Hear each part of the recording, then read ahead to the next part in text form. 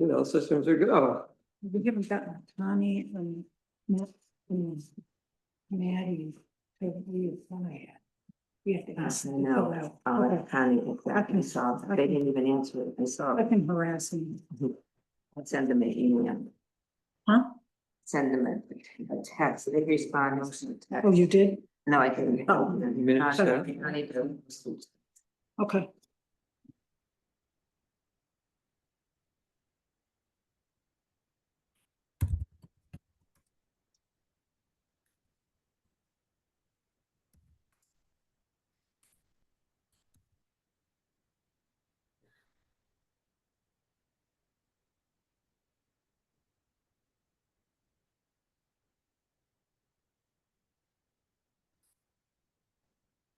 Well, now my tailpipe just fell off. Oh, no. You got your copy. Yeah, well, it rusted or rotted at the muffler itself. Way it goes. That is compared to everything else, no problem. Mhm. You sound real good when you're going down the street. It's not, no, Not the bad. muffler's fine. Oh, It's the tail. Mm. At least the deer will hear you coming.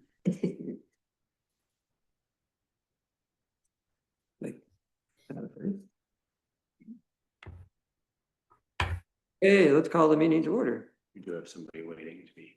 Do we? And I'm gonna get Yeah, there pretty I soon. would. Have Mia come in too. It doesn't show up on the screen. There you go. Are there additions or deletions to the agenda? Yes. Oh. Did you not listen? I don't think so. Okay. Oh, I don't know. Nobody presented it. Not hearing anything. Nobody? I'm looking really quickly since I couldn't. Mariah, get back to her post. I'm here. Yay. Privilege of the floor. Is anyone who'd like to address the board? Either here in person or out there in Zoom land?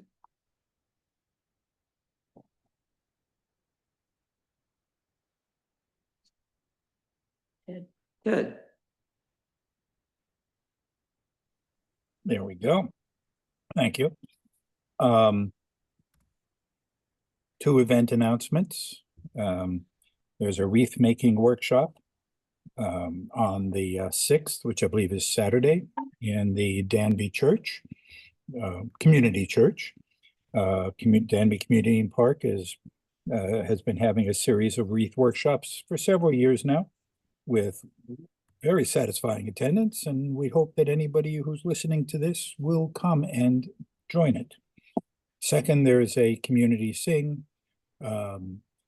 seasonal songs on December 21st, but I'll say more about that perhaps at the next meeting. Items. Say again? What time is the wreath building event? You know, let me get back to you on that. Sure, thanks. 1 o'clock is the answer from my consultant. So, How about the Song Fest? excuse me? How about the Song Fest? I believe that one is at 2. Now, I'm sorry, are they both on the 21st? 21st, yes. The seasonal song sing? Or Song Seasonal Fest? song sing. Now, two comments on things on the agenda. There they are. Yes, acknowledge receipt of the follow-up controller's follow-up audit. You know, what bothered me about that audit, what it said in the audit, that basically they contacted, not their words, my words, they contacted you and you did not respond or choose to respond, is that I have the impression that you folks have been better, if not good, about, shall we say, oversight of finances and taking care of people's stuff. I've been listening to it at the meetings. It goes on and on sometimes.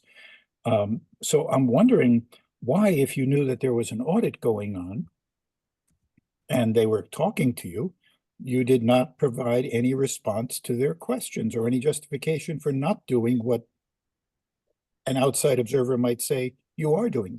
There's just a disconnect here. I'm not saying you did wrong or did right. It's just something funny here. And second thing, revisit Bintu Siddiqui bill. Well, I said it at previous meeting. I'll say it again. Joel is perhaps the most careful person when he speaks at times, not always, but at most of the time. I cannot believe that he would have said anything where he felt that he was offering her any money. And I think you have to trust him on it and just say, look, even if he can't remember what he said, you just have to refuse to pay this bill because there's no contract. It's just so unusual. Thank you, folks. You're welcome. Anyone else for privilege of the floor? Okay, moving on. I don't believe there's any correspondence Correct. direct board, right? Announcements, we got them from Ted already. There's also a dish to pass supper on Saturday. It's the same night, isn't it, Ted, at the church? For the fundraiser for the Danby food pantry. One's in the So, afternoon and the here. dinner's at night. Cheer food pantry. Mhm. Okay. Minutes. I move that we approve the November 17th meeting minutes. Second that. Any additional corrections or of note? They've been responded to by a very conscientious town clerk. So I think we're ready. Okay, Connors, Yes. Hunter, Yes. Stein, Yes. Woodworth, Yes. Gagnon. Yes. Thank you. Yes, I didn't look at the clerk's report. I did look at the code officer's report. You have both in writing.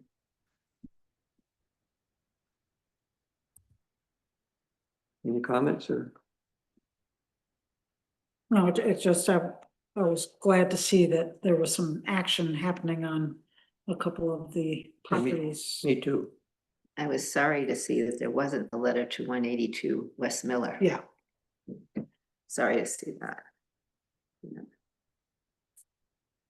I'll press him further. What? I will press him further.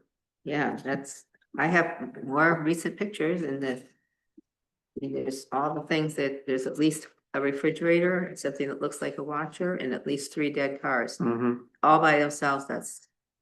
And then not to mention, there's more bags piled up right close to the road. yeah. Even now, It yeah. looked like there were some additions. What's that address? New bags. Like What's the address?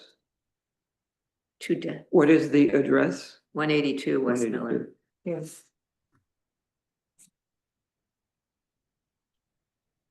Yeah, it shows up pretty well now. The leaves are off. I know.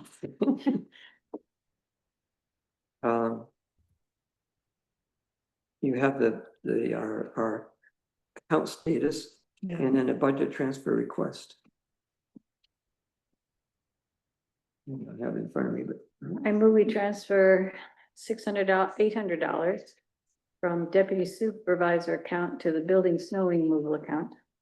And $1,190 from the power and pumping account to the repairs account. The second one is the water district. yes, I'll second that. that water district one's been hanging around for a long time, but since the committee didn't suggest where the money should come from, Laura just looked at the budget late here and said, well, we could take the quote from there. So just make the transfer. Ready? Right. Connors, Yep. Hunter, Yes. Stein, Yes. Woodworth, Yes. Gagnon. Yes, Thank you. went to the warrant. I'll move the general fund, abstract 23 vouchers. 462 to 485 for $39,304.15. Second. Discussion.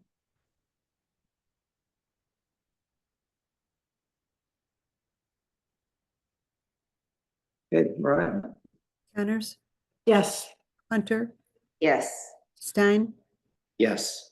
Woodworth, Yes, Gannon, yes. excellent. We have a little bill for the highway department.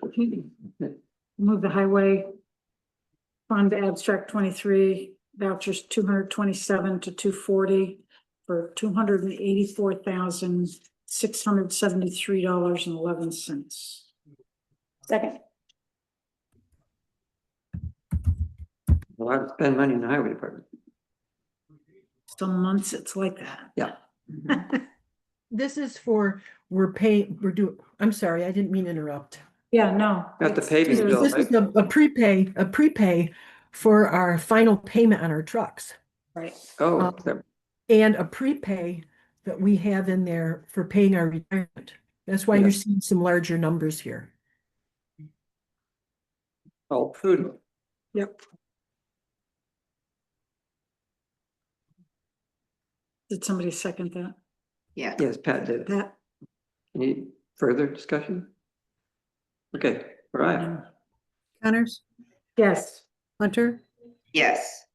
Stein, Yes. Woodworth, yes, Gannon, yes. thank you.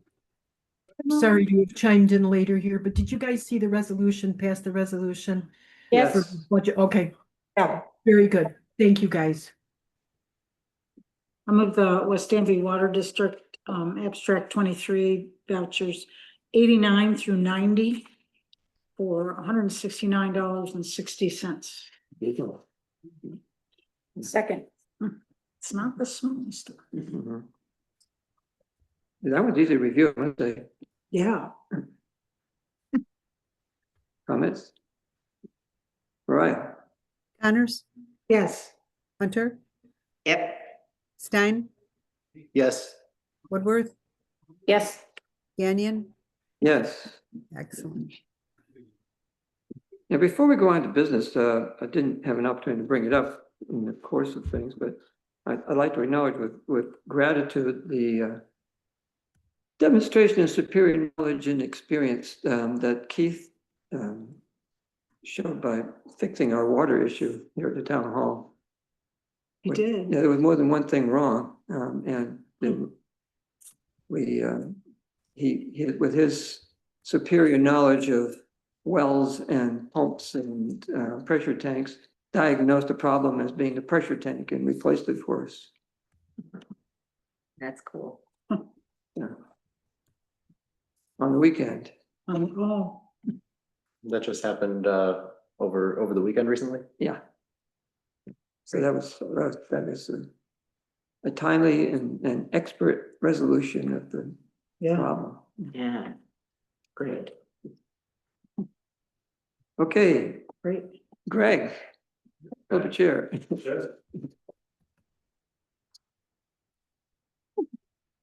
Yes, it's easier if I'm on this wheel, like back and Yeah, forth. I'm going to stand up. So, here to talk Oh, about no, it's. zoning amendments. Where we left off last time was just, You want screen share? yeah, yep. Let's put you here.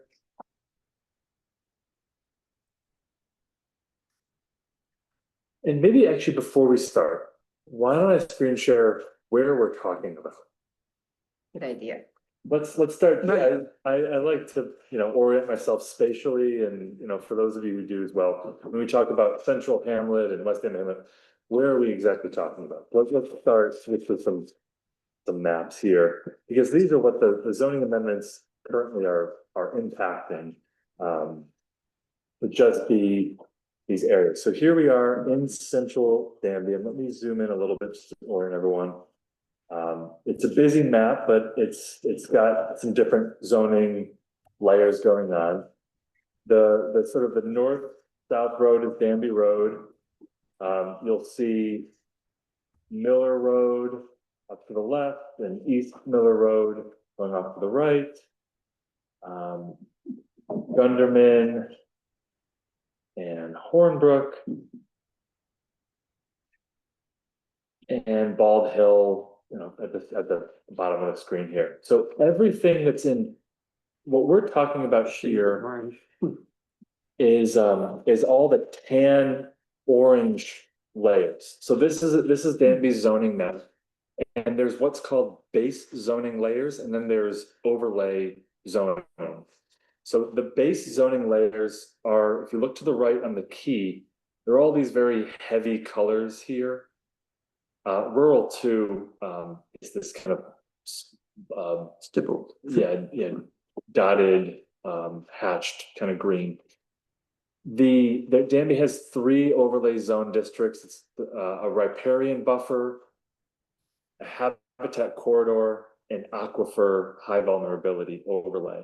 They each have their own regulations, restrictions, and everything. I can talk, lots about them if you want, but what we're mostly focused on are the hamlet neighborhood and hamlet core or hamlet center zone districts, which fall the hamlet.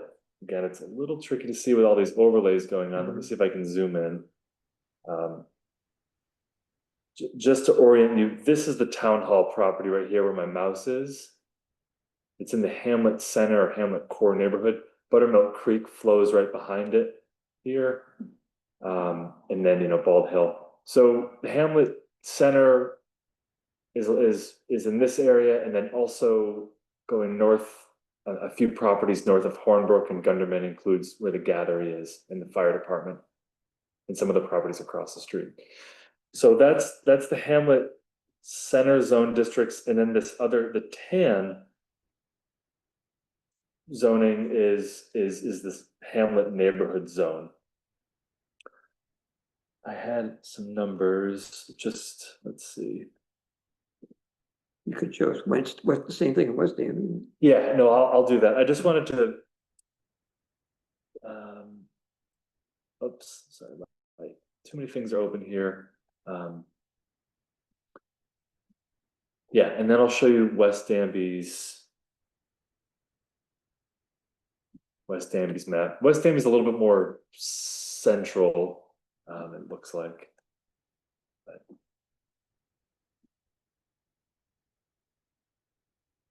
Well, I thought I was sharing my screen. I'm sharing the app. Sharing the app. Yeah, well, it didn't, actually it wasn't. So then this is West Danby here. Station Road to your right, coming down in. Spencer Road is the north-south thoroughfare, Route 3496. And the fire department is this property way down here. It's the southernmost hamlet neighborhood zone district. It's a little bit disjointed, but otherwise it's a fairly concentrated hamlet neighborhood zone. And the hamlet center includes sort of that all the intersections of the roads there.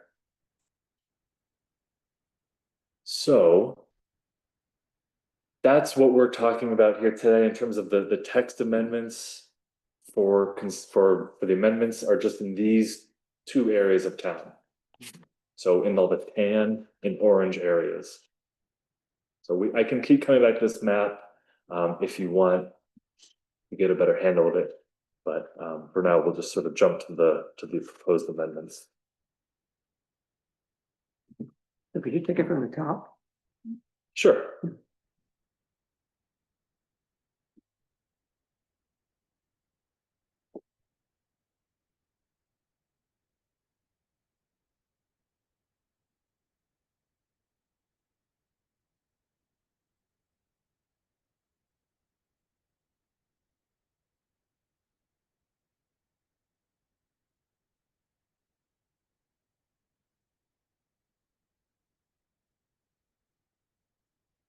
Good.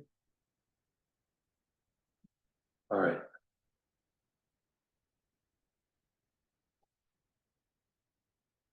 So sort of as to reorient, so there was a regulatory review committee that proposed a few different types of zoning amendments to these zone districts. That the thrust of them was to just help focus development in the hamlet, to make things a little easier, especially for reusing existing buildings in the hamlets, to not have to meet every requirement, such as setbacks and parking location. And so that was really the main thrust, was just to make it a little bit more streamlined for people trying to redevelop in the hamlet.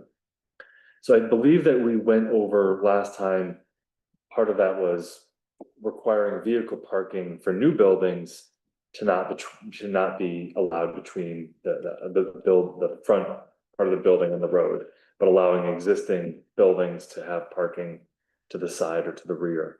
Yeah, could you back up to that, an initial statement? It didn't strike me before, but the continuous tree canopy is not a vision, I think, that the community embraces. That- Continuous healthy tree canopy. I remember talking about that. You do remember talking about it? Yeah, Yeah, why wouldn't we make the assumption that if that were possible, our community would want that to be, Because they might want to grow things. And it's hard to do under trees. well, continuous, I don't think it means like ubiquitous. I just think it means connected, right? Well, to be connected, it'd have to be pretty ubiquitous. Having continuity rather than, well, I think it maybe speaks to the difference between having islands of tree cover and having tree cover that's connected in a meaningful way, you know, for both people and wildlife. I think I would assume that our community would value that. I could be wrong, I guess. And some of that's restricted by the utility Right. wires. and- Yeah, Yeah, I think to a certain extent, I mean, it's difficult to achieve, but I mean, Mm-hmm. I think that people would probably want to if possible. Or septic fields. And there's a lot of things Especially- in there that allow for some variation in actual. Yeah. No, I mean, it's just a question of whether the idea was to have basically a forested hamlet. It doesn't say a forested, yeah. Well, that's how I read continue. It is how you read Because it, it but says it doesn't. continuous. one line of trees isn't Continuous. really a forest. No, it's true. Yeah, I think it's referring to the walkability, having a sidewalk that's sometimes And shady. kind of Mhm. nice to not be in the blazing sun. Yeah, because you don't want to walk on a blazing sidewalk. Right, What, not to mention, I don't have any sidewalk to walk on, but no. But, I mean, I'm happy to, the healthy tree canopy I'm happy with, but indifferent with the continuous, anyway. Yeah, I mean, without a definition, maybe it could just be taken out. I don't, The word continuous. I wouldn't be, I'm not ambivalent to the word continuous. I love that the word continuous is in there. Mm. I mean, it's a vision which includes a continuous healthy tree canopy. I mean, we could take out healthy too, I guess. And it could just be like. Oh, there's some only one trees- sick tree, right? Yeah. Trees around. Should have some trees around. Mhm. yeah. I don't know. I like the aspirational, a vision including a continuous healthy tree canopy How to about ensure shady, walkable and. widespread?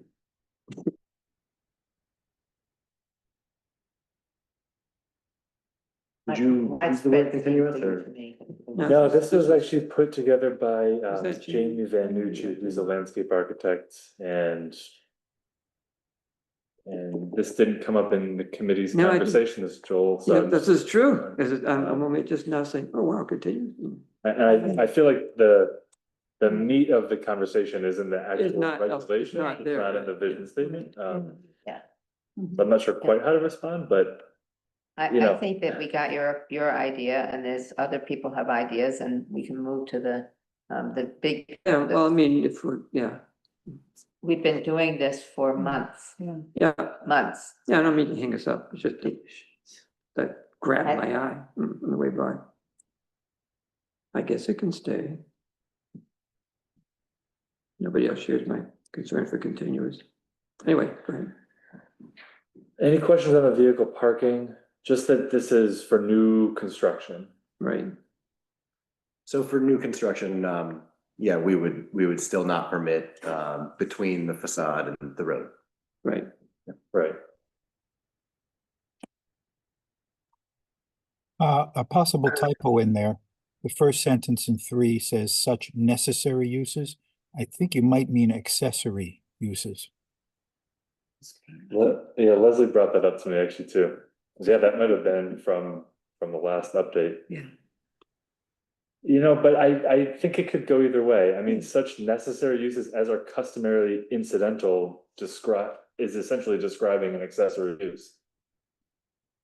It's just saying that we believe that these are necessary, you know, or these could be necessary.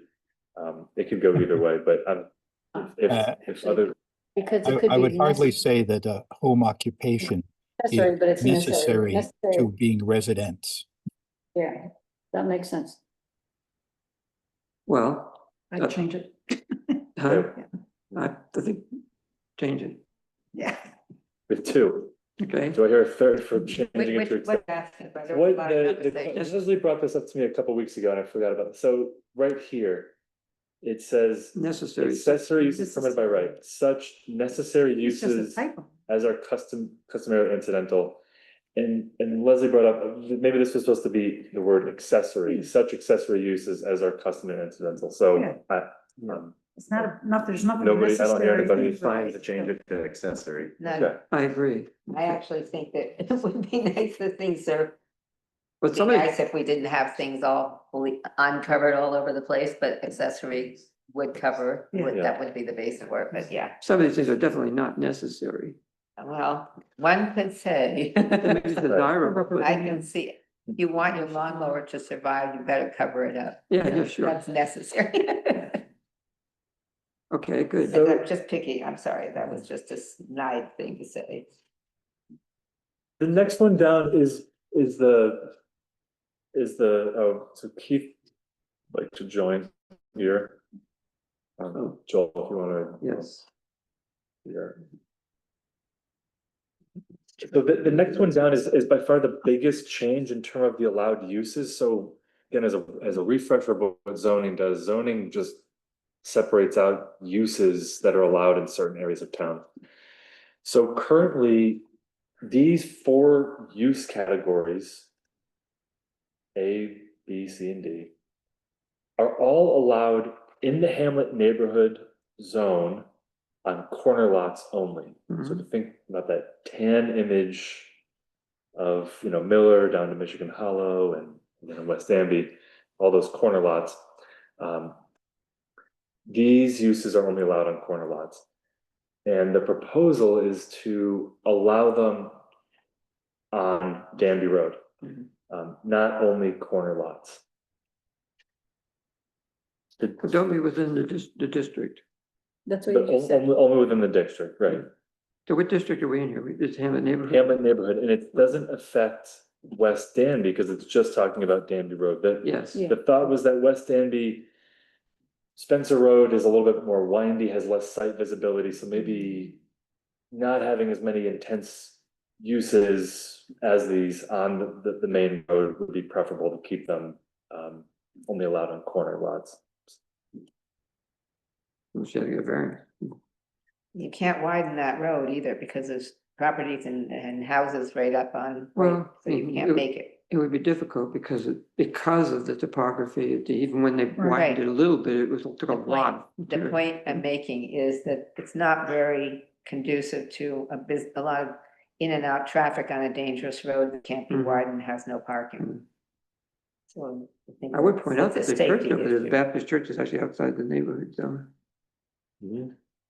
It's outside the neighborhood zone though, so it Yeah. wouldn't apply anyway.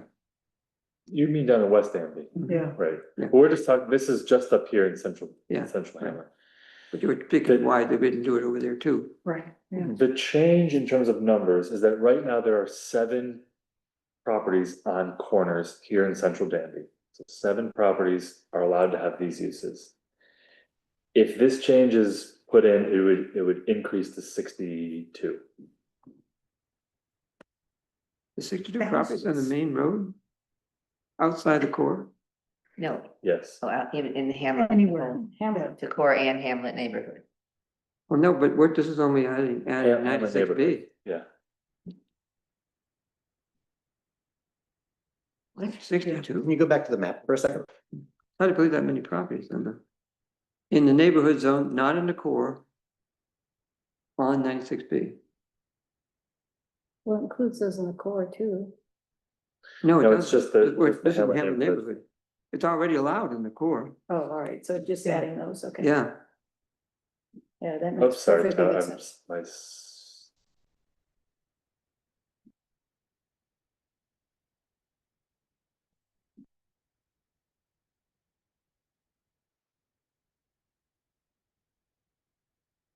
So instead of it being allowed, so for instance, right now, there's three. there. One, I guess there's four here. Mhm. Now, some of these are One of them is extremely In a restricted. stream. Yeah, and there's flood zone here, so the development ability of some of these is pretty limited.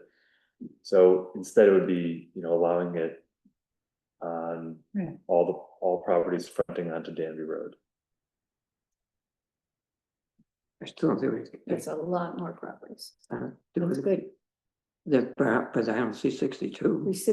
Restricting the corners doesn't make sense at all. It looks like the vast majority of them are near the center or north of that. Right? I mean, it looks Mhm. like 2/3 or 3/4 of them might be the center and north of that towards it. Yeah. Anyway, I thought this was a good idea. Yeah.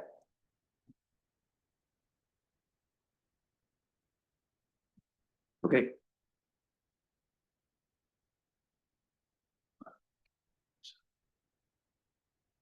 So that's I think the biggest change in terms of allowable uses. Mhm. And this is a change that actually triggers this action to be type 1 for the environmental quality review, but I'll get into that process. Yeah. I think the change is good, but the language is actually, like, it says principal use is permitted, so it's like 1 and 2 or 3. It's a little ambiguous. I feel like someone could come up with. Can you come to the table, please? I was coming, sorry. I was just suggesting the wording might be not super clear, because it says principal use is permitted by site plan approval and only allowed on corner lots or on Route 96B. It's not clear if it's the first thing and one of the other two, or it's the first and second, or the third Right. one. It could be kind of misconstrued Ambiguous, as not doing what you mean it to do. Yeah. Sound like a coder. I am a coder, and that's exactly why I thought that. But also that's, I think, lawyers do Yeah. that kind of thing. how would you suggest changing it to make it clear? This passed the scrutiny of the town attorney. So- Maybe. But I see what you mean, and I think that what it's doing is that it's still making West Danby and Central Danby its own thing, because in West Danby, this would still mean this maybe awkward statement would still only apply only to corner lots in West Danby. Yeah, But if you're up here in Central Danby, you'd say, okay, I want to put a bar, down the road here. And it's allowed by site plan review, okay. And then corner lots, oh, I'm not on a corner lot, or it's allowed also on Danby Road. So you sort of get to your end result there. mhm. If there's a better way to word it, May I suggest that you, after the word approval, you do comma, limited to corner lots or on Route 96B. That would clarify. Yeah, you could. Because otherwise someone could claim that they don't need site plan approval if they're on 96B. Because it's this and this, or it's that. That's all. So let's consider Ted's suggestion, comma after approval. Then we Limited to limited to, corner lots. The rest is the same. Right. Yeah.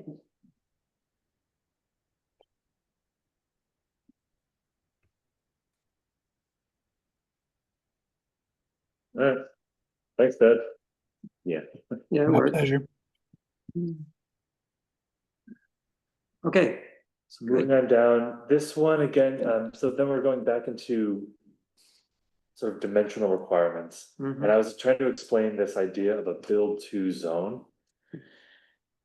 And what the current standards say is that in the Hamlet neighborhood and in the Hamlet Center, you'll see this exact same language in the Hamlet Center Zone District, but it says that you have to build between 10 and 20 feet from the edge of the roadside ditch. And so this amendment is saying, forget about that maximum rule, just build at least 10 feet from the front property line. And you recall I had a problem with it, but and this is despite the fact that, you know, I personally might actually benefit from deleting this because I've got one house that's just way back. And according to this, you know, would have to be, it doesn't acknowledge, as it was originally written, proximity to a private drive or road. So you could put in a road and had, you know, 3 houses on it, but those, the way you read before, the 3 houses would have to be within 10 and 20 feet of town road. So we would have to fix the other thing at the same time if we went the other way. But the problem it did address was the tendency in recent decades for people to buy a lot, a bigger lot usually even, and whether it's in the hamlet or anywhere else, and to build way the heck back from the road, which kind of gets in the way. Having done that, What's that? yeah, but you're not I in the don't think hamlet. that's a negative. But the other thing is, if you're a little bit farther back, it reduces the noise. Oh, of absolutely. Traffic, and I don't think that's bad for people. No, I don't either. I mean, I am not wedded to 20 feet. In fact, I think, I myself thought that 20 feet was too close to the road for, especially. Too big. Well, for most of the hamlet, I mean, it's rare. My house is one of the ones that is within 20 feet, but there aren't very many that are that close. That was too close. And that we might want a larger setback for the main roads where the noise is a real issue. And then, you know, people, if they have the option, would choose to get back from the road because of the noise And dust. and dust in some cases, yeah. But the problem we had was that, you know, even in the hamlet, somebody would buy 5 acres and pretend that they were anywhere in Danby. And where it might make sense if you're on Upper Gunderman, it doesn't make sense in the middle of the hamlet to Right, plop your right. house way the heck Way back. Yeah. It doesn't relate to anything that's there. It's just my place in the country. Yeah. But fixing it would require more work because we really would have to put in something about a private road to accommodate a development that doesn't meet our, or either that or change the road specs, because right now it's, you know, 20 feet paved plus shoulders plus ditches. And that, even in the hamlet, in the hamlet as it exists in West Danby, would be totally change the character of the area. I think road specs are something we have to do down the road, right? So You could say that. drop it now. Yes, It's not- exactly. Yeah, I mean, it's Yeah. something that comes up. Yeah. So we Yes. have to deal with it, but maybe. But anyway, not that's in my, this. that's, Yeah, that was my concern. And I think that was part of the reason for putting this maximum setback Yeah. in. Basically a build to line as Greg expressed it, and as David West used to speak of it. And our revision would remove the maximum setback entirely. Mhm. So there could be nothing to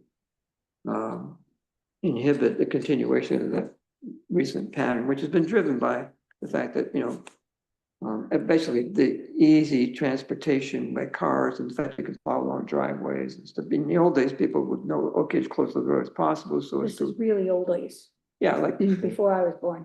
That's really old. Yeah, me too. Basically I know my pre-World War grandparents- II. Yeah, my grandparents pre-World War II lived way back on like a mile-long lane. I think they plowed it with horses. Really.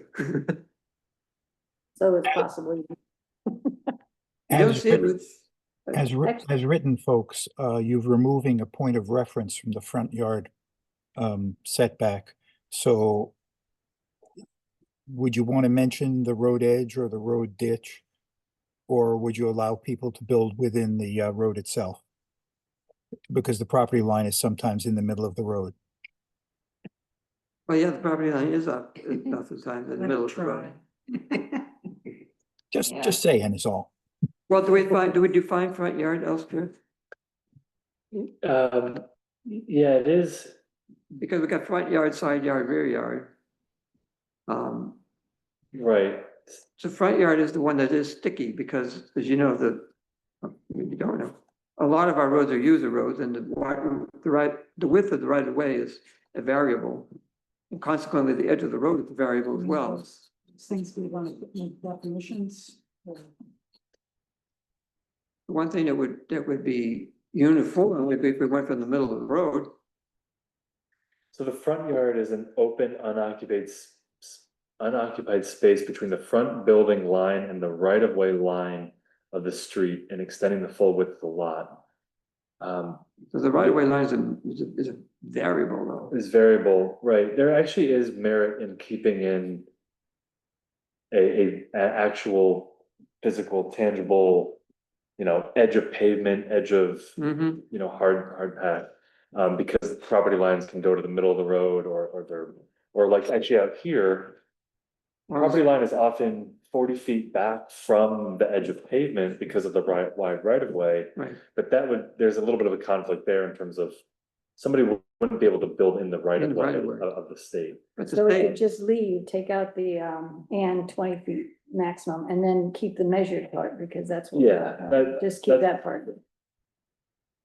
where's that part? The end of it, at the end? Just the percent. No, First sentence. It would be Measures. just this, Maybe yeah, from the road edge. keeping that. mhm.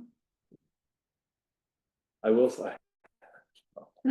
I went around this hamlet, at least, not West Danby, and I think I showed you, Colleen, I wanted to find where is the edge of the ditch, or when there's not a ditch, how do you measure it? And in some places, it is really difficult, you can't, it's very hard to see. Changes sometimes. Right.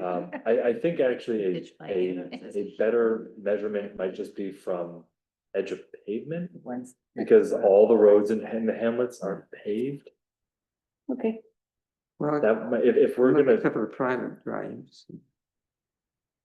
I don't think those would count. no, Well, they don't count now, which is a big problem itself, but yeah, I think that's a good idea, But and that's shorter. edge of pavement Make is it from the certainly edge of the a pavement. given, although it changes, but that's okay.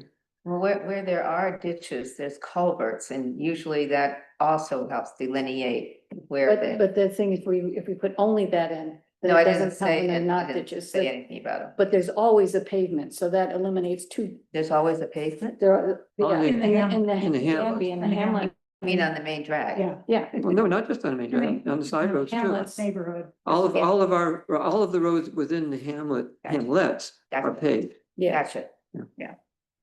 That's three people telling me. Yeah, right. You got it, right? Got it. Yeah.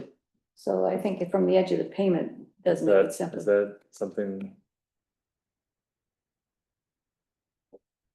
You know, You could just. what if the road is Use your wide? best judgment. 2 feet, Yeah, right. Yes. which it could be. Yeah, could be. I think we're being overly. Could be boxing ourselves in with too many words. I mean, the road, when they start putting like they just did the paving on Comfort and they used all the stuff they ground up from the old road and they made the edge of the road this much wider now. Yes. So, and that looks paved. I mean, it is pavement and it is there and you can drive on it. Mhm. Just be careful. So when they repave wider, it just means you have to build farther back. Mhm. I really don't think most people are gonna do this, and I don't think I have that many places. House. Yeah. Move your house. You're gonna down. move your house? Well, even if they widen it, which they might, it's not likely to be move the house within 10 feet of it. And neither would anybody build that close if they didn't have to. Right. If you specify the pavement, then you're basically saying they can build right at the edge of the roadside drainage ditch. If there is one, yeah.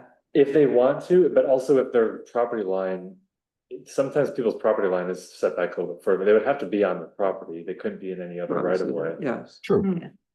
And I mean, that might just be something where Yeah, I think people would not want to do, or if they did, there might Well, be a they're good sure of not reason. having any front yard. Am I the only one who thinks that 10 feet is just such a short distance It's to be it's incredibly from the short. road? Why did Really? we pick 10 and not 15 or 20? But 10 is a minimum setback. Yeah. But I mean, like when we're driving through the country and there's always like that turn where there's like a barn where the corner of the barn is like this far from the edge of the road. Like, we all hate that, right? I don't know. Consider the Depends on difference if you between have a residential. barn. Yeah, we're not talking, we're not talking out in the country, we're talking like in Hamlet. Yeah. That's right, we're not talking about barns in the country. It's So I just think so it's a- close. I don't know, maybe it just, I mean, like that board is more than 10 feet away. In the majority of Danby, the minimum setback in the front yard is 20 feet, so it's not much more. I mean, consider if you were in the middle of the Hamlet, you're trying to build an office building. You know, if you think of any slightly built up hamlet center where you've got a commercial area.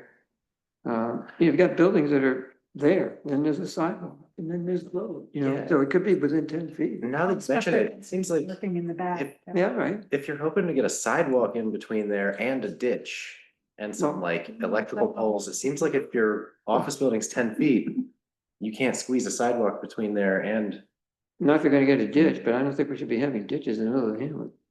yeah. If just we don't can't- need them now, I can't imagine why we'd add them. Is 10 feet better than 15 or 20 feet?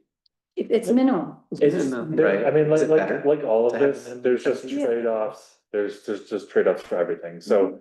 Suppose the we argument eliminated, For, let me just finish this thought. Sure. The argument just to keep it at 10 is just, and to get rid of the 20, is it just provides more flexibility for people to use their property, but in a little bit more flexible, because, and then Isn't they. flexibility gonna threaten the future development of that same space though? I don't think so, because if somebody puts it 10 feet back and the idea, if it's a commercial thing, then you have the entrance, the parking is on the side or the back.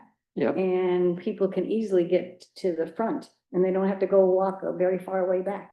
So that could be better. That's Yeah, why that's if a- we keep that's a a good reason. minimum, it doesn't say it has to be 10 feet. Right. It can be more.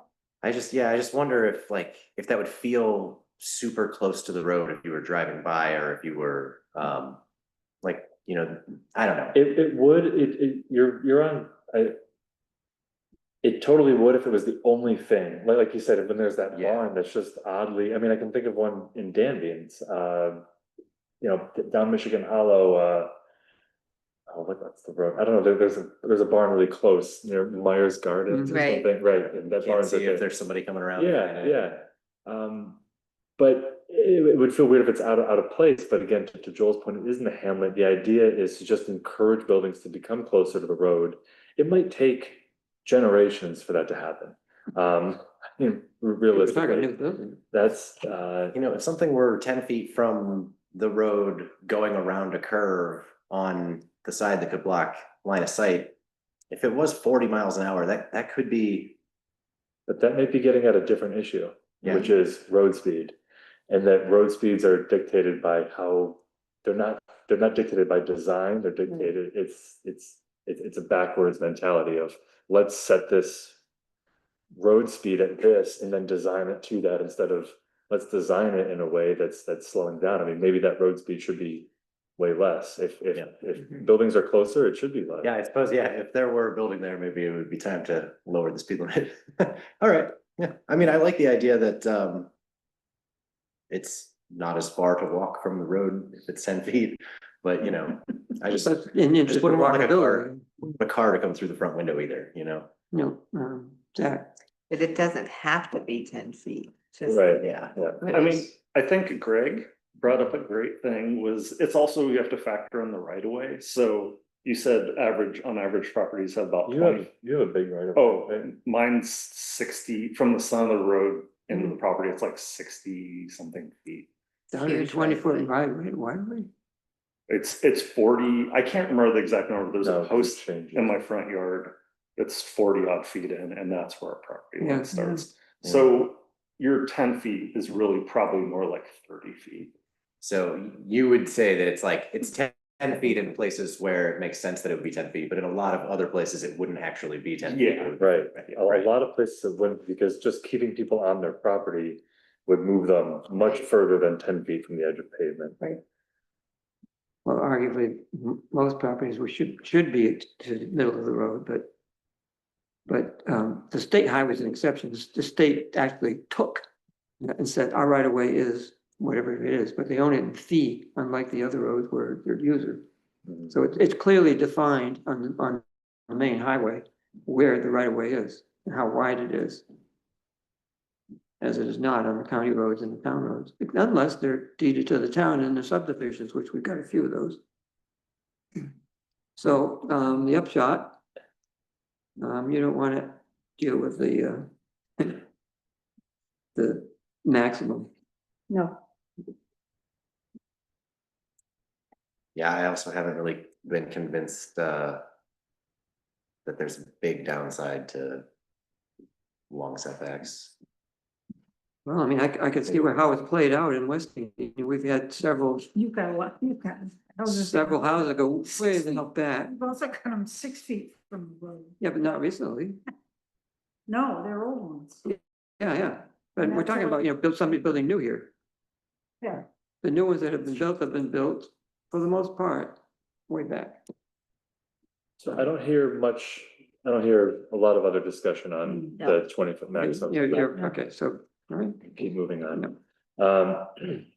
The next set of amendments, and this is getting into the last part of the Hamlet neighborhood, is right now there's two sections. They're called, one is the form requirements, and then the other is architecture requirements.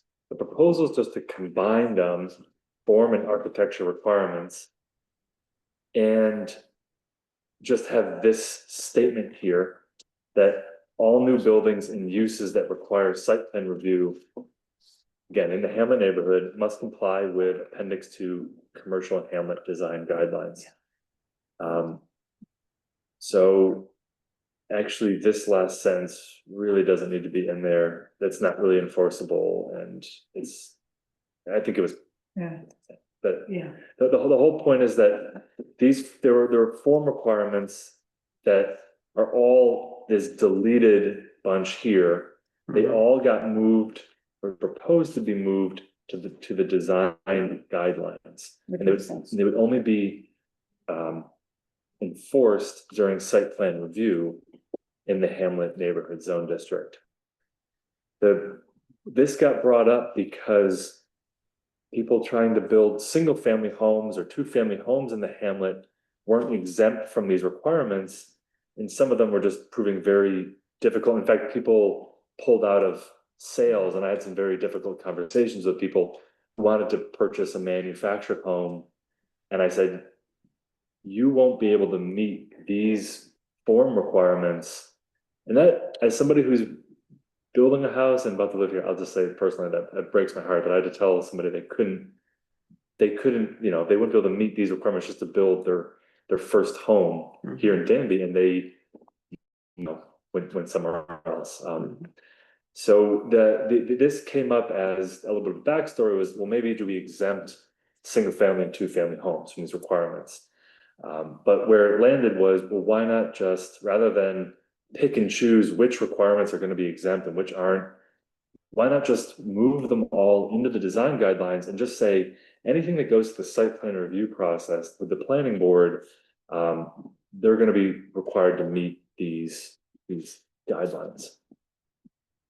And recall that, before the rezoning in 22, there was nothing about residential, in particular, design guidelines in our code.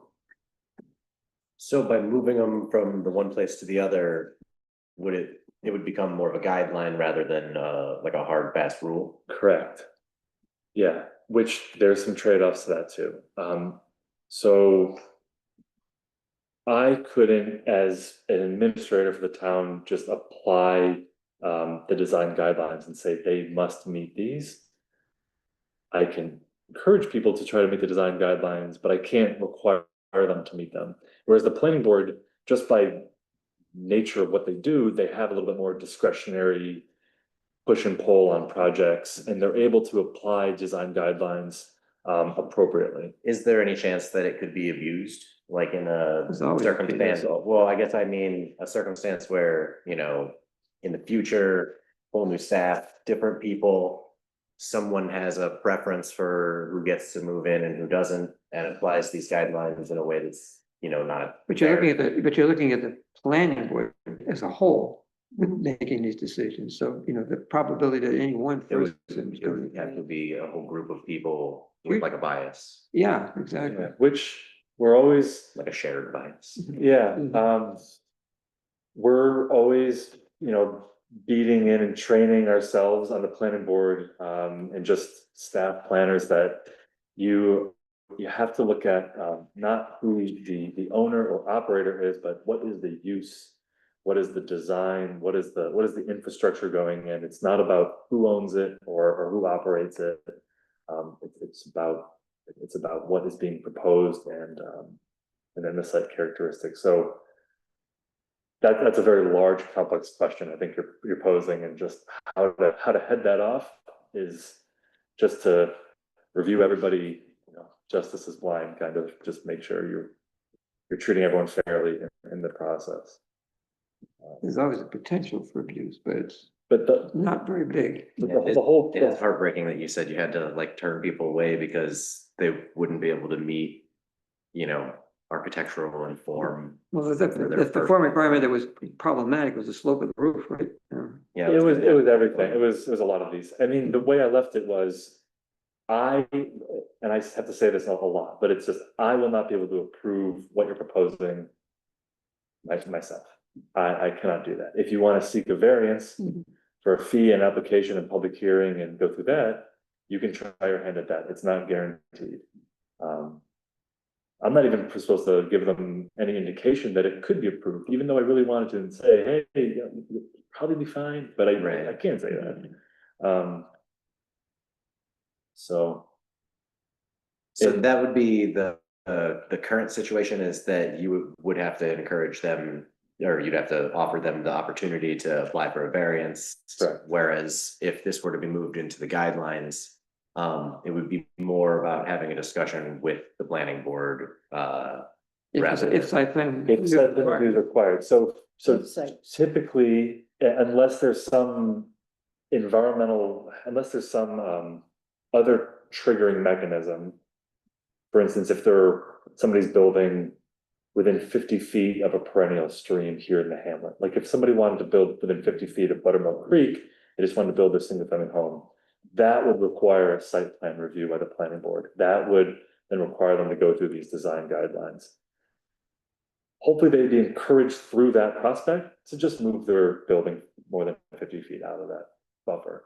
Danby has some very good environmental protections built into its zoning that move some of these developments to the planning board's review. But typically single family homes, duplexes, and then in the hamlets, even triplexes and fourplexes are allowed by right, meaning that I review them along with Steve Courtwright, and he issues a building permit. So those don't go to site plan review. So perhaps it's worth mentioning, you know, in what cases are site plan review triggered? Yeah, we have a list of them here, and there's. I'll get to the top.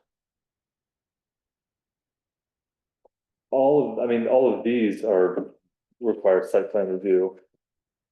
So multi-dwelling unit, let's just start at the top here, at the very top. Principal use is permitted by right. What by right means is that it's included with your bundle of sticks as a property owner, that you're allowed by right to build up 4 dwelling units on your property, with a building permit. So there's no discretionary review, you get a building permit. However, and this is where we have to go to the zoning map to look at. I told you about all those overlay zone districts. There's the riparian buffer, there's the habitat corridor overlay.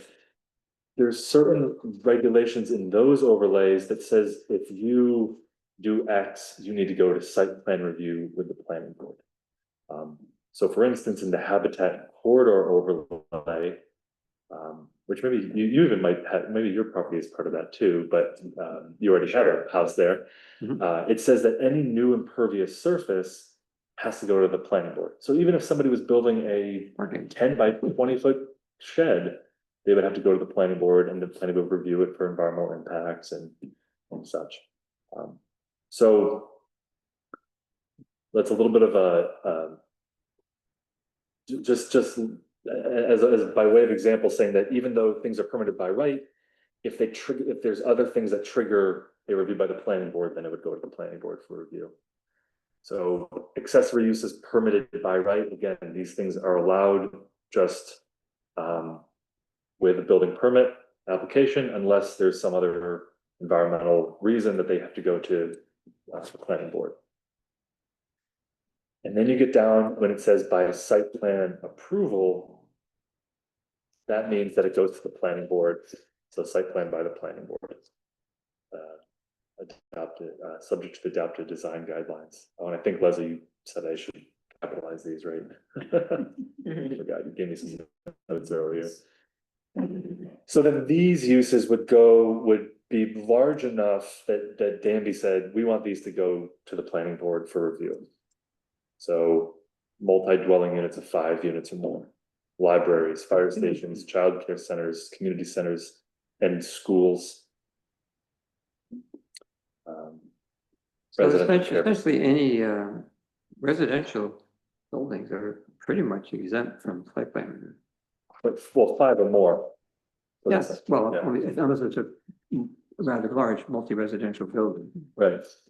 Danby, in the county, I'd say that is a very progressive amendment that Danby made last time to allow 4 units by right on property. I'd say most towns don't allow that. And Danby didn't either before. Even towns without zoning, like Enfield and Newfield, if you have more than 2 or 3, you have to go to the planning board for approval. So Danby's is saying if you have up to 4, you can just get a building permit. Again, just here in the hamlet of Central and West Danby. Including Hamlet neighborhood though. Yeah. We're in Hamlet neighborhood here. Yeah. And then again, these uses. And then these uses, again, we just said, or these uses are allowed by site plan review if they're along Danby Road or on a corner lot in West Danby. So Is combined with the 3H fact that really we necessary? eliminated. What? Is 3H really necessary? Why? Well, you're listing agriculture as an accessory use. Oh, Permitted by. oh, yeah. all of that. Yeah. Oh, well, that's interesting. Because it's already permitted as a principal use. Yeah, it's probably unnecessary. It was just in there from before, so. Well, could it be like, could it be a distinction between having a primary use of agriculture or having That's if it's used. an accessory use of agriculture? Yeah, Like maybe you don't have a primary agriculture. I don't know. What if you have like a beehive? yeah, absolutely. I mean, and there's a lot of people in Danby that would have, Gardens or stand. whatever, but Yeah, agriculture yeah. is not the main thing. It's accessory to residence. If So you it makes follow sense. that line of reasoning, then you need to add an I of residential use with 1 to 4 dwelling units. It becomes, what's the word, recursive. yeah, I see what you mean. I think, yeah, I don't think we need to get into all that. Yeah. Partly because a little bit down here, this says lots in the Hamlet neighborhood are allowed to have multiple buildings with a mix of allowed principal uses. So it covers the base there that the purpose of the Hamlet neighborhood is to have a mix of uses. So I don't think we don't need to add. Yeah, So that 3H isn't necessary. It's probably not necessary. But it's useful because some people will only read this and not read this, not go into ag and markets and read all that crap That's, stuff.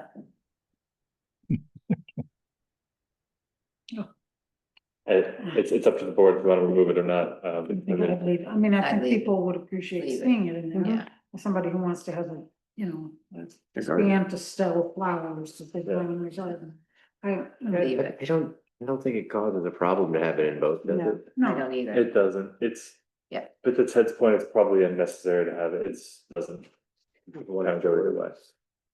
I mean, if, I could go off about vehicle parking, I don't think vehicle parking is a use. I think it's part of what you do. I mean, if you want to regulate it as a use in terms of having, we allow just standalone parking lots on properties. Danby doesn't allow that, thankfully, I think, but otherwise, I don't think parking needs to be a use category. I think parking is just a design feature like landscaping. I mean, we don't have landscaping as a use category in here or. right. You don't necessarily need to pull that thread. I'm just bringing that up as Yeah. there's. More important in terms of the, H being, out, is the fact that it's missing as a use in the Hamlet core. Yeah, I think we have to put it in. well, let me get to that when we go to the Hamlet We'll report. get Yeah, there, right. So we found in a use analysis that agriculture is Missing, missing. and that was an oversight, because it's always been everywhere permissible. Okay, so. Just on down, we're at this, that all of these got moved to the design guidelines. We can jump into the design guidelines and see these are all verbatim, just put in there. I can move into that next after the Hamlet Center. That's a good idea. Well, yeah. Again, the architecture requirements, I just got rid of all of this. It's just this little blurb that was in there before. It was just this, and I just deleted it and combined it with this little blurb up here for form and architecture requirements, just this thing here. So basically, but the upshot is that we exempted residential construction from the guideline, Unless they have to go through site plan review. right, which they don't. On, Most of the time. four and under, 4 units and under, right? It's a nod to making it easier for people to build homes. Yeah, Right, yeah, Mixed use. which we want. but it does, Landscaping requirements. Yep, down still. here. So these were all put together by Jamie Vanucci. I asked her to just review this and she gave some good comments. Yep. Yeah. So. you can build whatever house you want, but you gotta landscape it this way. Sure, so these are requirements for new construction, just essentially ensuring that there's, that continuous tree coverage. Just but it's just making sure that the trees are removed, they're replaced. It's not that onerous. I've had to apply this to somebody building a home down in East Miller. It was fine to apply and I worked with him on it. I didn't get many grumbles out of that exchange and people like to add trees. It's not too onerous.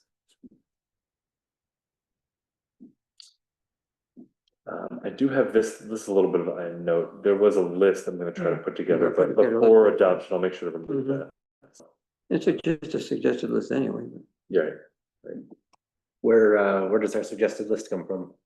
Well, it's Yeah. just our resident landscape architect. I was gonna ask her for a suggested list, Cool. so.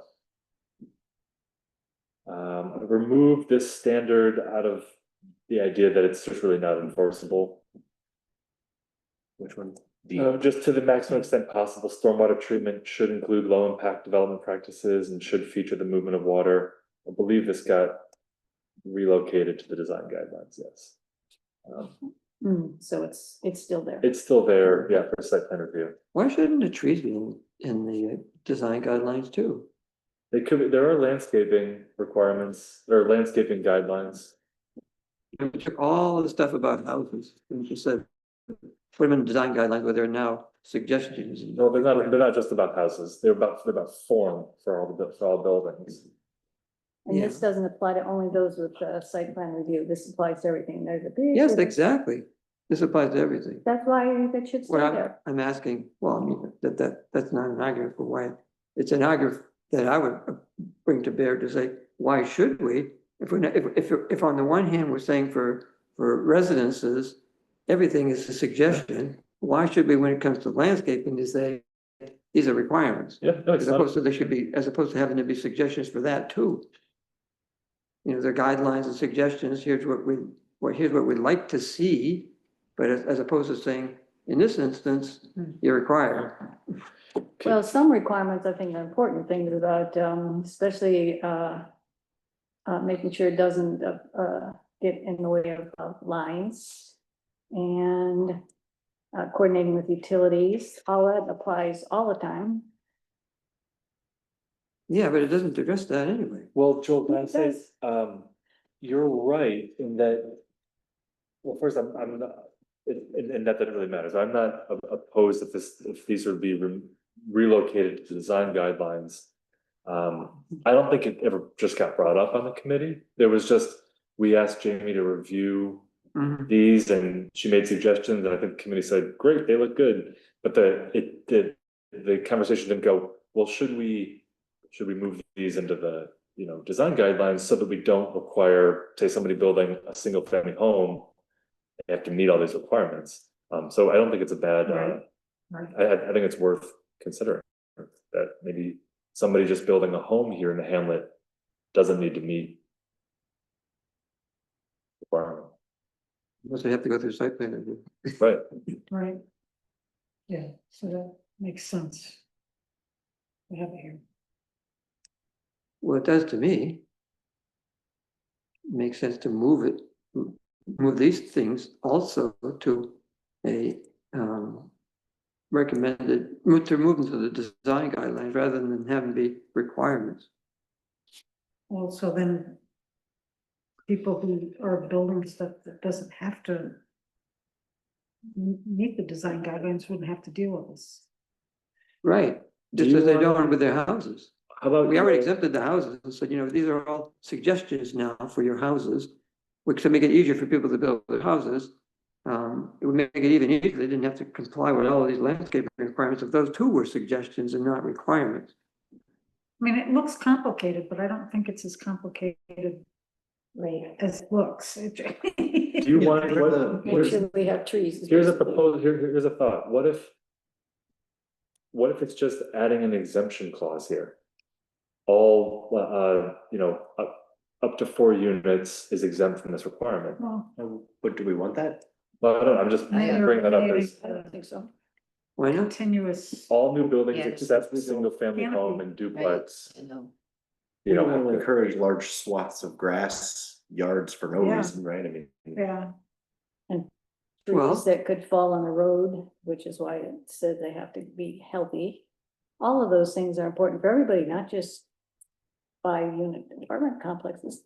I mean, certain things are gonna make big swaths of grass anyway, well, depends on for instance, that septic system I just had to put in, it's huge, and it can only be grass. Yes, correct.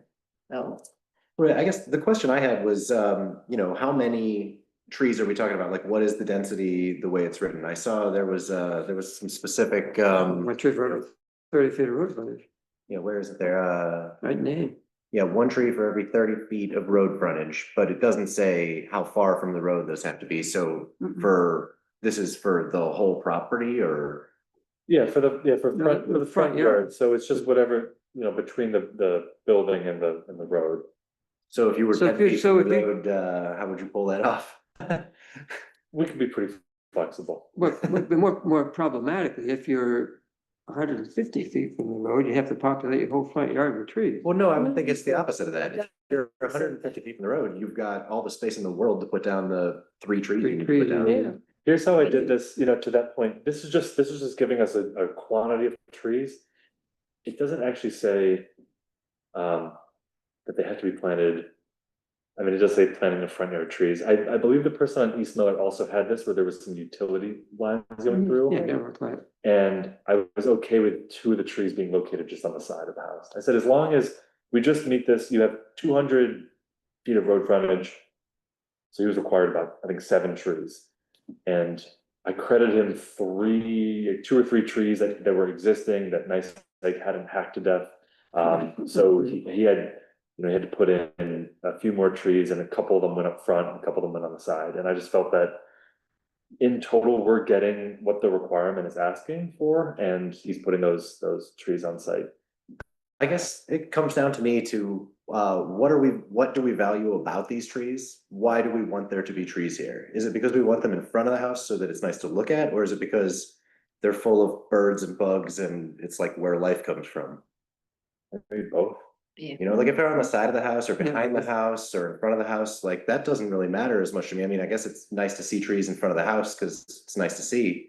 But I mean, what I don't want to see is Danby developing in a way where somebody buys a property that has 60 trees on it and cuts them down just because they're in the way, and then doesn't put them back because they don't need them, and they never think about it again. And we, said like, well, it was easier for them to get into their house that way, when it would have been just as easy for them to say, oh, we'll just not cut down these 11 trees because that's just as easy.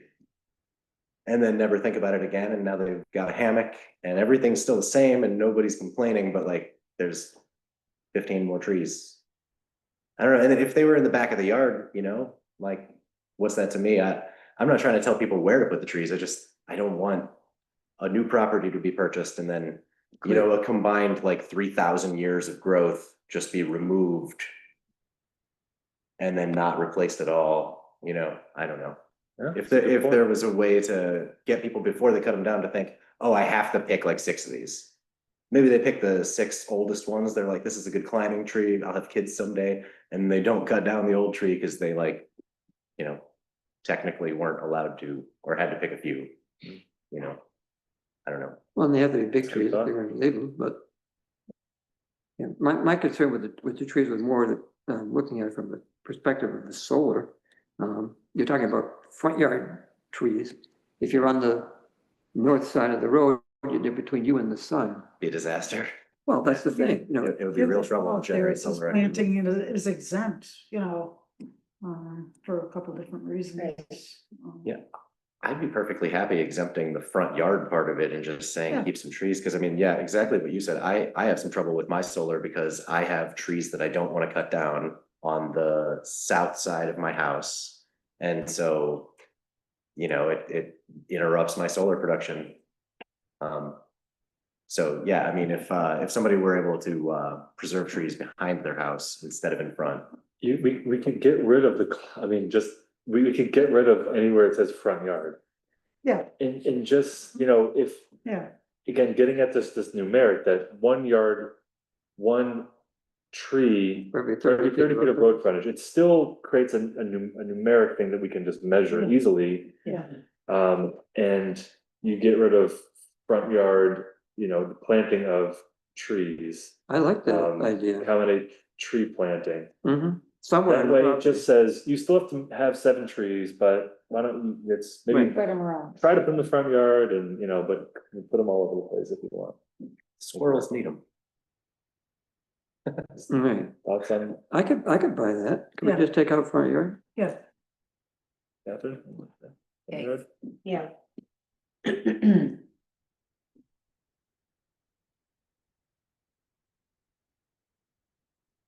How, about- can we say an average of it at least?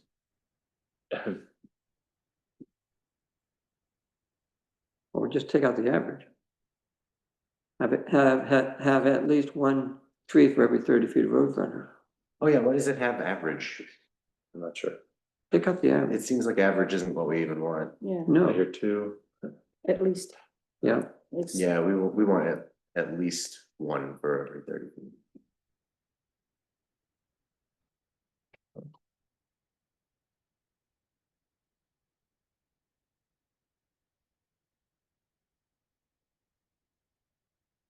okay, I like, It came in red.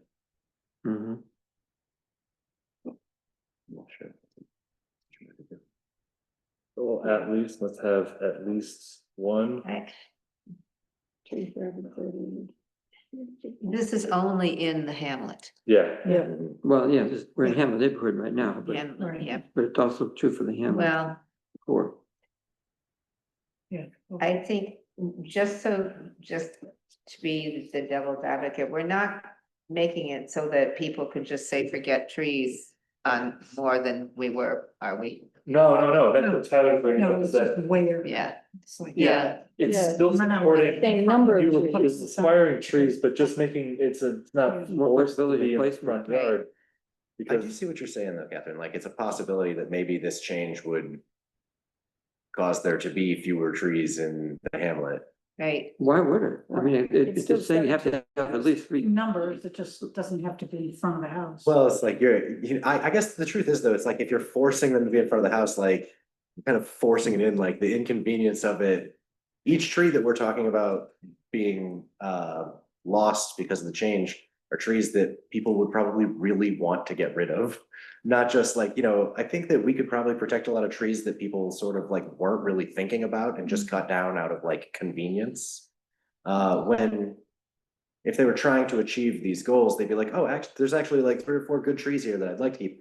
Whereas like what you and I are thinking of is kind of like imagining a scenario where like somebody really wanted to get rid of a tree and like you and me really didn't want that tree to be gone. And I don't know if, maybe that's not really appropriate because like they probably need that tree to be gone.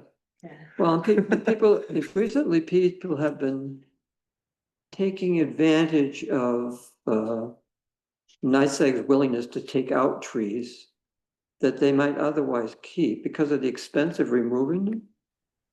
And that's true because we have a lot of aging maples in particular that are, 100 to 125 years old. They may be around for another 25 years, but there are people looking at the expense of removing them, and it's now thousands of dollars to take one of these trees out. Yeah. So, they're taking them out 25 to 50 years sooner than they would have to because they have an opportunity to do it. So I have mixed feelings about that. We're losing some really nice trees, but. You're also looking at that from the point of view of a residential user. A commercial user, I'm gonna guess, does not want trees in the front yard, period. They want their facade and their sign to be visible. So it That's has probably both ways. Yeah. Maybe. it's definitely true. I mean, if you drive down Route 13 out of Ithaca and, going past all the big shopping plazas, I love front yard trees and trees between the sidewalk and street, but when I'm trying to figure out, is Lowe's in that one or is Lowe's down there? And Yes, I know, those can't trees see the are in the way, you sign, can't so see you're the like sign. 10 feet away from the big Yes. kiosk, because those trees, I understand why plaza owners hate street tree requirements, because it does impact from a business owner standpoint. Street trees cannot be, challenging. Yeah. because I they- think in the they wintertime. must have some kind of regulation, because I've seen them take them out, the tall ones, and they've replanted small ones, right, they just, Oh, yeah. I've seen that Yeah. happen, but they're And- still having. Yeah. Like they did on the Commons. And Yeah. bear in mind that all of this was intended to promote commercial development. So this was all of these requirements were to mitigate the rural, the less than rural feel of intense commercial development. This was here. Yeah, I mean, we, Okay, Mhm. Pretty the same. okay. Where are we now? We're getting there. Signs. I was just conversing with Pat that there's still a whole nother section. Exactly. We're all right, yeah, let's move on. We got this nailed, I think. Okay. All right. Okay. Signs or No change to signs, no Okay. signs, no But then- illuminated signs, right? I think no we already- limited signs, no. Yeah, so that's Hamlet neighborhood. Now we're moving. Yeah, Hamlet Center is almost the exact same, so Yeah, we can right. probably breeze through this fairly quickly. Mhm. It's the exact same statement in here with a continuous healthy tree canopy. I just want to point that out, that nothing else has changed in here. Same thing about vehicle parking. This is just, again, making it so that existing buildings that are being reused, that go through a site plan review process or through a building permit process, don't have to meet a parking, they don't have to make their parking be in front of us Right. or to the side or to the rear of the property. building, excuse me. Mhm. Landscaping requirements we would make consistent with what we just did on the previous. Yeah, we can jump, yeah, you're right. I'm sorry. No other change here, the only change is just formatting, so. I'm gonna just skip on down, again, it's the proposal to remove the 20-foot maximum from the Hamlet Center What zone change- districts, what other change did we make to this one? that was it. Didn't we put something back? Yeah, we had something about the distance from the This- pavement and the everything. Oh, right. Yeah, you wanna add So we your, can put the same thing in here. Yeah, right. Well, that what you said did before would also apply here. So basically, everything that we did before, it's, that's right. in here, those changes can be just applied here. Right, yeah. Yeah. By and large, Thinking. correct, we can do that, Good, same thing here, including landscaping. yeah. yeah, these are all the same, Oh, and good. landscaping is just getting rid of the front yard tree. If you could make the language consistent with what we just did. Yeah, Perfect. Yep. Do you want to jump, I'll do that, do you Yep. wanna jump over to the design guidelines, just Yeah. briefly those, but they're, again, they're all verbatim.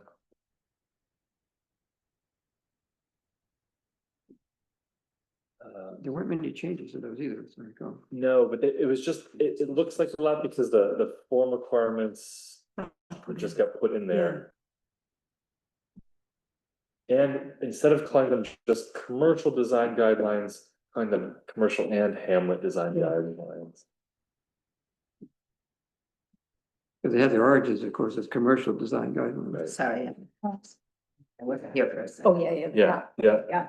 So just making it clear that these apply to purpose and objective, these apply, the objective is to improve the design quality of new development projects that go through the site plan review process, meaning they go to the planning board in the hamlets.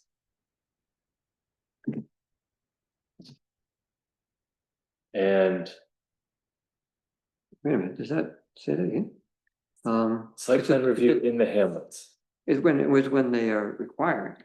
But correct? they're also a recommended practice, so we should make it clear that they're intended to be applied as as recommendations in other instances, because we refer to them and say, Yeah, it says that the purpose of these guidelines is to provide greater direction and clarity for applicants, citizens, town staff, planning board, and anyone involved in the site plan review process. well, yeah, and anyone involved in the site plan review process.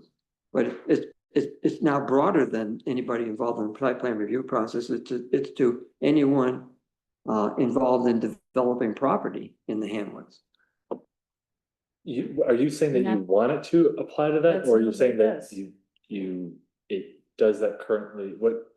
The sections we just looked at basically exempted residential development in particular from the design guidelines being required, but still refer to them as being a list of desirable considerations in when developing property. In other words, that they're intended to be applied in an advisory way or as recommendations, not as requirements. Maybe I'm not. Somebody. They're still recommended practice, they're not Recommend those required. that don't require site plan review for everyone who does So it. is there language? Well, this language implies that they are intended only to be taken into consideration in the site plan Site review plan review, process. Yeah, And I'm saying, well, they should be taken into consideration in all instances, but they're only required in site plan review. Right. But it doesn't say that. It says they're only here for site plan review purposes. Right. Right. That's not what we intend. I can certainly hand somebody these design guidelines and Yes. say, please meet these. I cannot enforce that. No, and Right, that was the whole point, was we made them recommendations and not requirements. But there are still recommendations. In other words, you could hand them to people and say, here's our recommendations in developing properties in the hamlets. You're not required to meet these, except in these instances, except in the case where site plan review is required, then you're going to be required to meet them. So that for the rest of the world, which is going to be most cases, they are recommendations, but they're still recommendations. Mhm. They're not, they say, we're not even gonna mention these unless site plan review is required. Is to diminish their utility and their desirability. We're still saying, we'd like you to do this, we're not gonna require you to do this, but think about doing it this way. Because we think, How would you change it then? well, only that is it should say. Instead of saying, and anyone involved in the site plan review process, the purpose of the guidelines is to provide direction and clarity for applicants, citizens, town staff, planning board, and anyone involved in developing property in the hamlets. The way I read that first sentence, because it has and in here, it's saying that this is its own. I just see it as Now, I see how you're saying. this is its own group of people, or it's its own group, and anyone involved in the site plan review process. The other option is to put another sentence or parentheses that's saying, these guidelines would be useful for anyone developing anything in Hamel, as opposed to trying to fit it in here. Mhm. However the board wants to do it, I think it's clear, but if you want to add another Well, it's not clear language. because I think it's because I if I can misread it, others can too. Because the way I read it, it would be, they would apply to anyone involved in the site plan review process. Which is correct, it is. Well, it does involve it, but only anyone involved in the site plan review process. Only anyone has to, in site plan review, has to follow these. Well, And we that's don't want to the say case. that any other people have to follow them. Right. So if you want True. to say it's possible, then we can just add another sentence and saying, these guidelines, would also be useful for any development in the hamlets and should be provided to anyone who wants to build something. That's not the correct wording. Something like that. Well, I mean, it's a matter of emphasis. But I want to make it very, very, very clear that in some cases it's required, in some cases it's not. If you just add something cool in there, Right. that looks like it's required for everybody and it's not. Right, I agree, Pat, that it needs to be clear that it's recommended practice for everybody and required practice in site plan review. Then we can simply add a sentence that says that. Yeah, I think that's warranted, something to that effect. Yeah, somebody else can word it. You can So word perhaps we can go back with that, but I think that's warranted, it is, Okay. it, because, even if it's in parentheses. Just so you know, the things in red are the ones that I changed, everything else is there from yeah, before. well, because before, it only applied, we had all that other stuff is in the requirements, for the hamlet zone. Now we've moved all that stuff into the design guidelines. The design guidelines better be clear that they're supposed to be seen as recommendations for everybody. As these things are no longer required. Here's what's recommended, and it's not clear from this that if on a casual reading, I got the impression, and literally, if you read it carefully, it doesn't really say that, but I got the impression that these are only intended to apply to site plan review, and they are intended to apply to all development, but only be required in site plan review. Okay. I'd like that's one we make that a clear statement. We can work on this, but Okay, let's work on that, because I know that we reviewed this. so we're Couple of not times. changing anything. We're just making Yeah, it I get clear that it Okay, by making that major change and taking stuff out of the requirements and putting it in site plan review. I mean, in the guideline, that the guidelines are intended to apply. Basically, you said recommendation. you would do it anyway. You would give it to people and so Yeah. that they would know. yeah, And so basically, if it's in writing, the next planner would note enough to give Sure. it to them as well. what I would do, if someone came into my, if someone came to my office tomorrow and said, I just bought this property down here in the Hamlet neighborhood, I want to build a home. Apply for building permit, I would talk to them about these guidelines. Right. So you're not going to the site plan review, but These are not required, but here's what we here's what recommend. town wants, Yeah. yeah. Yeah, I mean, I would just do that, but if you and I want to figure out some language. we can Yeah, add to I that. want to make it clear that the next planner doesn't think, well, this is just a site plan. No. Okay, Sure. moving on. So, I'm just gonna open up, does anybody have any questions about the design guideline changes? I mean, unless I could go over them all directly, but No. I have a question that I don't know if it's gonna come up later or not, but how, can you explain how you feel about the 3,000 square feet limit? how do I feel about? Yeah, what is the, That, you mean how is from, that number How do we come by that number? yeah, how do you come by that number? What happens if you go higher or lower? Are there any further- you get specific further are you relating? Dollar General, Where? is that Yeah, larger That's than what, three? that's exactly what precipitated. are you asking that not because of these, but because of what we just saw? There was that 3,000 reference.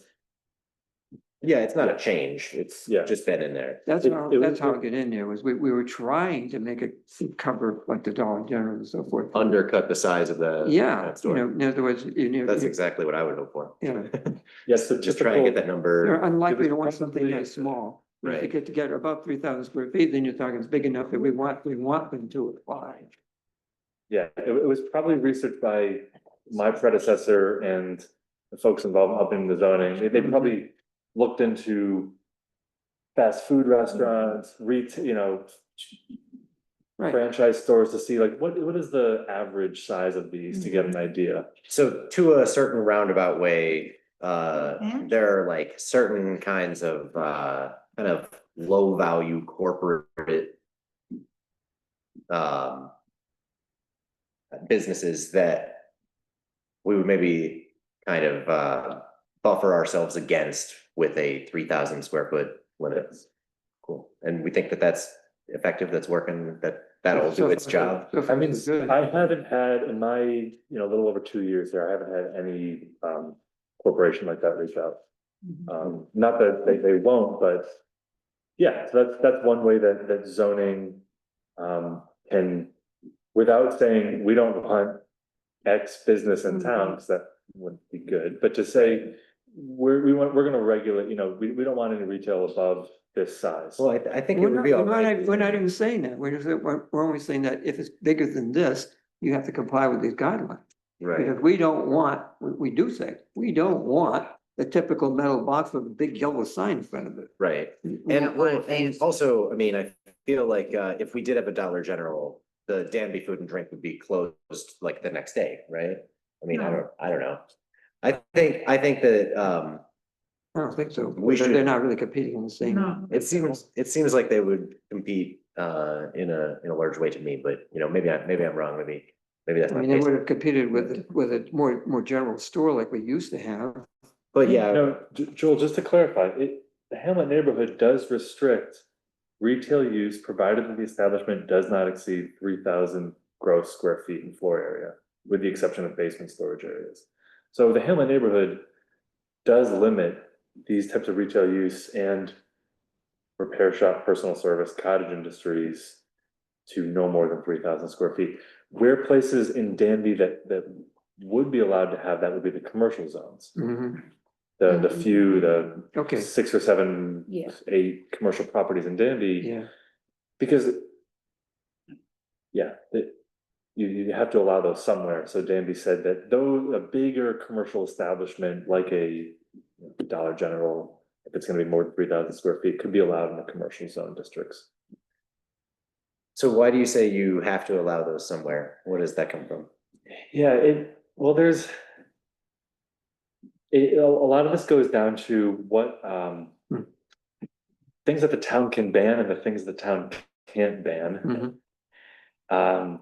So this will be a longer conversation, but in general, the state, it all starts with the state of New York, sort of allowing certain types of uses that happen. So let's pick on adult entertainment. adult entertainment, porn shops. Yeah. Let's pick on those, because they're a nice, easy target, things that nobody ever wants in their community. Less than 3,000 square feet. Yeah, hopefully. but you have to make room for them somewhere in your community.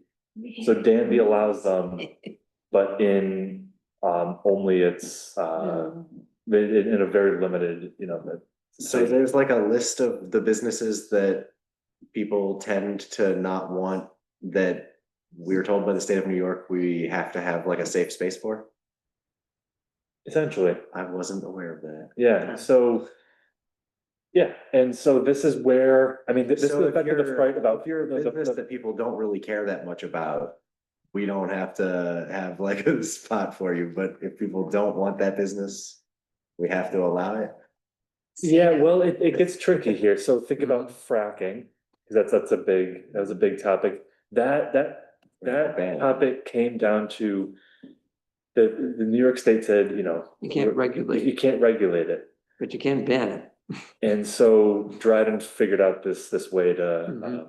you know, essentially ban it. But there's a lot of types of uses like that. Extractive mining is one thing, like there's a gravel pit down in West Danby.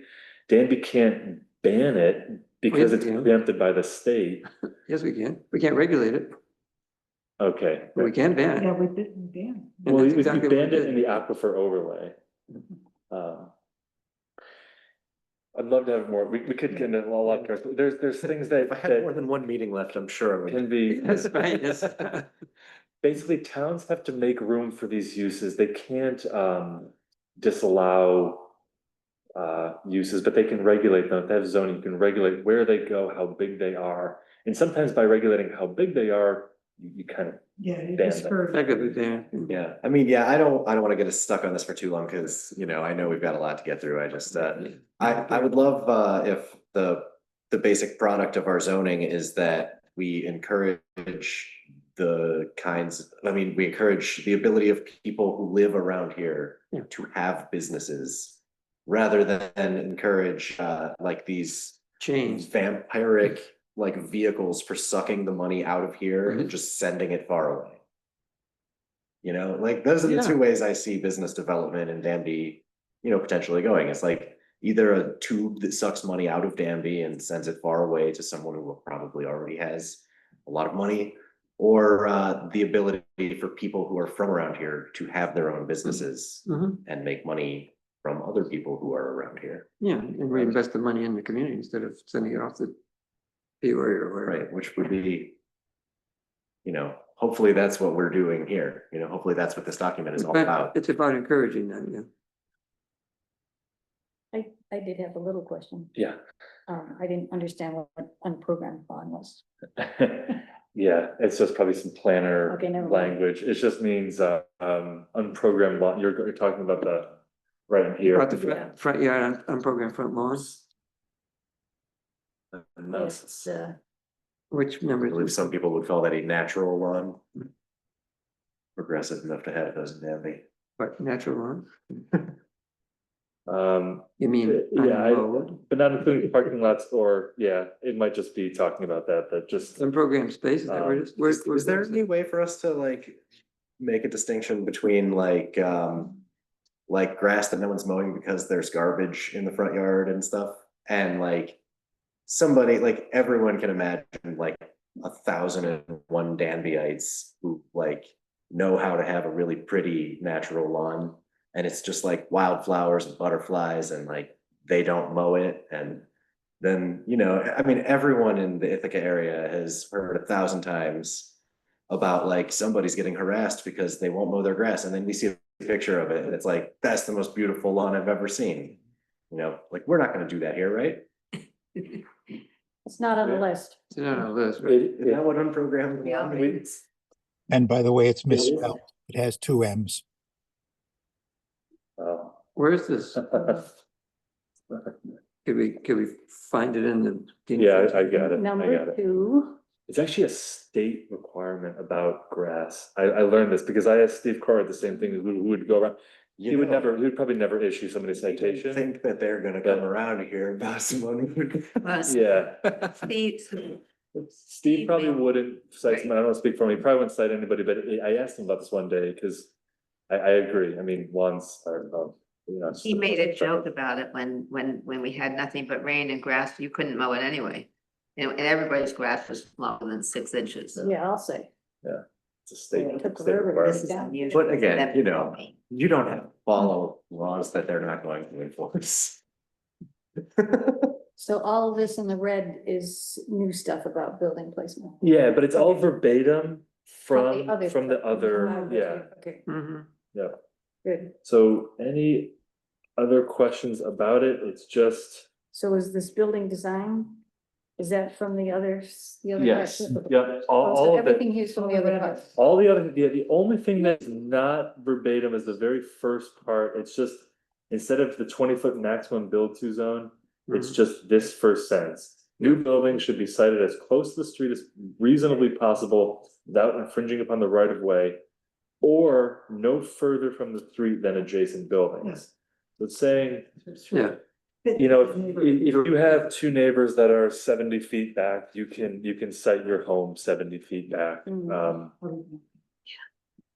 So that's the only, Instead of Like- saying it shall be between 10 and 20 feet. Exactly. It's gonna be- So if you are sited between like a building that's 20 feet and a building that's 25, you would be kind of stuck up there by the road, even if you had bought a nice big property and were going to put it It's in a there. guideline, again, they're not Okay. requirements. right, so the planning board might have some leeway. If you had, if you're gonna try to cite your five apartment building there, If you then didn't- the site plan, then the top planning.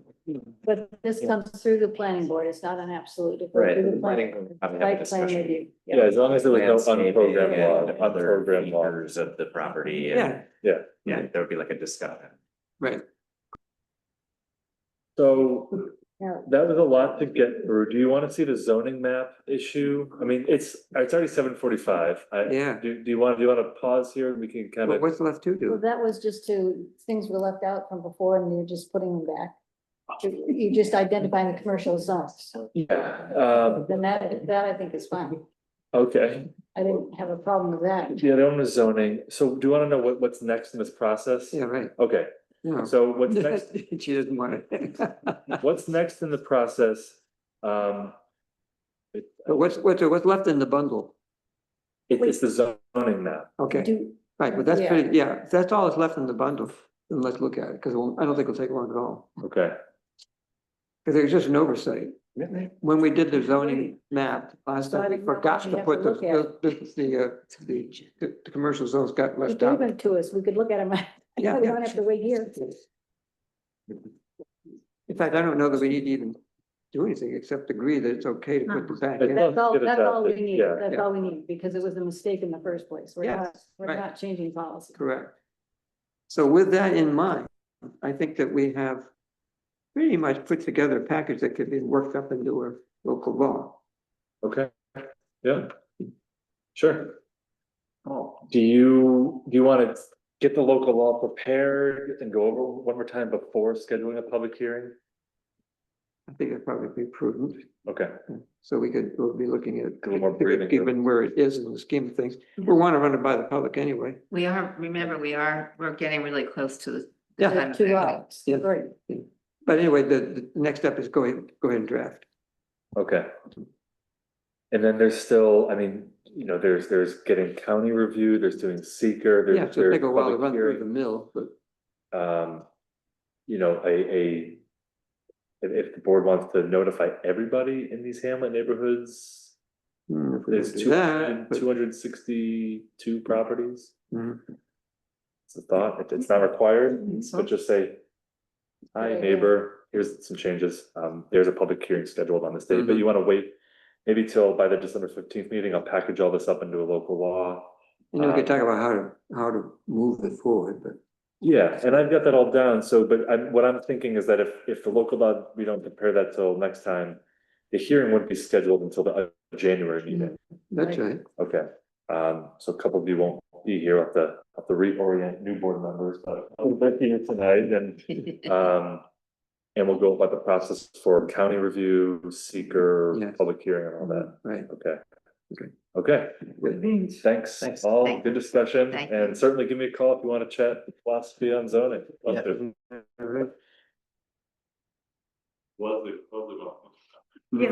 Yeah. Which brings us to the controller's follow-up audit.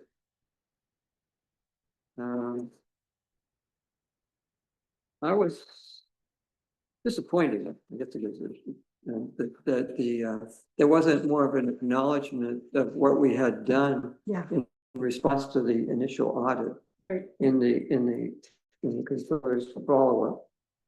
And, There was no acknowledgement. yeah, not really, in fact, quite the opposite. Basically, Yeah. it reads as if we hadn't done a darn thing, That's right. which is not the case. So I think the way to, a way of pursuing this would be to try to engage the auditors and say, look, okay, what should we have done differently if this wasn't it? And Leslie suggested in a conversation I had with her that maybe we should just create a committee to interface with the auditors on it point by point. Do what? No, to interact with the auditors on it, to, you know, to go through it from point by point, say, look, Yeah. you didn't like what we did here, what, You didn't first like of all, what we you did? didn't acknowledge what we did here, but also, in light of what we did do, what should we have done differently, if anything? That's the question. What would you like? Yeah. And how would you like it to look so that we don't have, yeah, What and I don't. what do we do different in order to Yes. make you happy, I guess. Yes. So, I've thought about, it'd be nice to have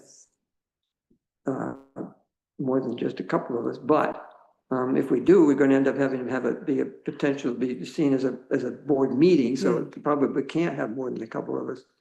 So, in light of the fact that we've got changing board membership, I'm gonna propose that the committee consists of Leslie and me.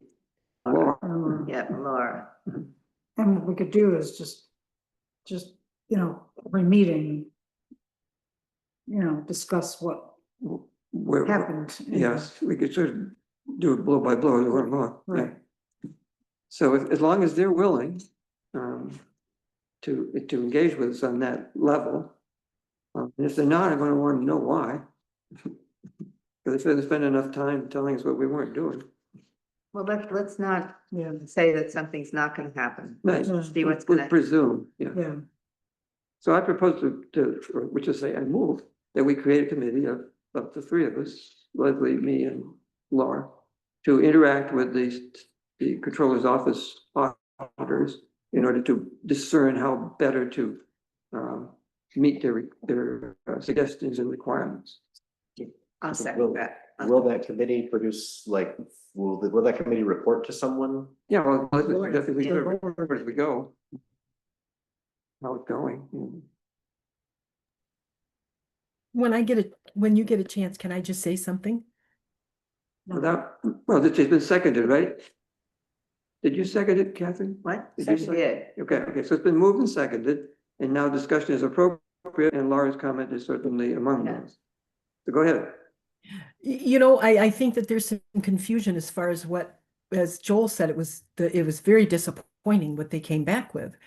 Because, you know, we were going about complying with everything that they came up with for that 2021 audit. The board, especially the board, reviews all of the bills, looks at everything. You can really narrow it down to some of the things that they said. A lot of it is based on, like, 8 of those go back to the credit card. So 8 of the things that they mentioned where they said no progress has been made. Well, progress has been made, and some of the comments that they made in there, although the state is great to work with, you know, they're great. They have all of the, you know, they're very thorough. They go through everything. But where some of this confusion comes into play, okay, let's just take just 2 examples really fast and quick. They said something about us not getting quotes. Here's the stack of quotes that was provided just from the highway department for 2025 and every single thing that we have, okay? This is just 1 year, well, about a year and a half of quotes that we get on everything from the highway. So when we read that, we're like, I'm very confused. What is it that you really want? I mean, there are a lot of things that are just through state contract pricing. But even with state contract pricing, Keith and Jack, they go out for quotes on all of these things. So where it comes from is there's a little confusion, I think, as far as what their expectations are, what they're saying, and then they're reporting on this stuff is compared to what we're doing. Another statement that they made in there, something about something impedes us from being able to tell our financial position. Here's another example. There's one more board meeting for the year, okay? You guys just approved a transfer. We're at the end of the year and you have two small transfers between accounts. Does that sound like a municipality that doesn't know what they're doing? Because if you get to that, that means that this board and this municipality has been tracking their budget from day one of the year, going down through there, meeting all the requirements for that. So what they're saying, we have confusion on. So I think that's why we need to go back and talk with them. And one thing I do have to commend them so much on is they made a statement in there that they had verified that every expenditure, every expense that came out through these credit card bills or wherever they're talking about with this timing issue or whatever, all verified as legitimate town expenses. So there's no fraud of anything kind going on, no chance of it. The procedures that gone through, you guys are going through things with a fine tooth comb, so are we. So there's that kind of confusion, and I think that the three of us getting together and just looking at these things and then going back. And I have an intention of just taking even the first 3 months of the new year. And I'll go back to them. I have their phone numbers and they're supposed to be, they're there to help us. I don't mean they're supposed to, because they do. They're very helpful. And saying, okay, this is what we've done. These are the dates. Is this meeting the standards that you have set for municipalities? What is it that you're saying that we're doing wrong? So with that confusion, I think that we can just keep going and keep working with them so that we can satisfy all their expectations of our processes. So like I say, it was a really big surprise when we read that, because we'd really done a lot of different things as far as documenting their recommendations. But we'll get the confusion ironed out and move forward, and it'll end up being a good thing. So I just Thanks. wanted to make that comment. Mhm. Now we have to decide what we're doing because we're We have a motion. at 8 o'clock. Well, not quite. We got time to vote on the We motion. didn't start till Okay. after, but we can vote on the motion. Okay, vote the motion. Are we ready to vote? Yeah. Okay, Mariah? Connors, Yes. Hunter, Yes. Stein, No, No. Woodworth, Yes. Gagnon. Yes. Excellent. What would you do? I don't know. Okay, we are at the point where we need to extend our time. I don't think it's gonna take a whole lot more time, maybe 10 minutes. 10 minutes? I move we give ourselves till 8:10. Second. Ready? All right, Connors, Yes. Hunter, Yes. Stein, Yes, Woodworth, Yes. Gagnon. yes, Excellent. okay. You saw in Steve's report that with regard to the demolition, he's holding off on issuing the demolition permit until he gets the contract for the air monitoring. And I don't know that he's gotten it yet. So I'll be looking, as I think we will be looking for that to have been produced by the next meeting, or else we should be looking to award a contract for somebody else to do the work.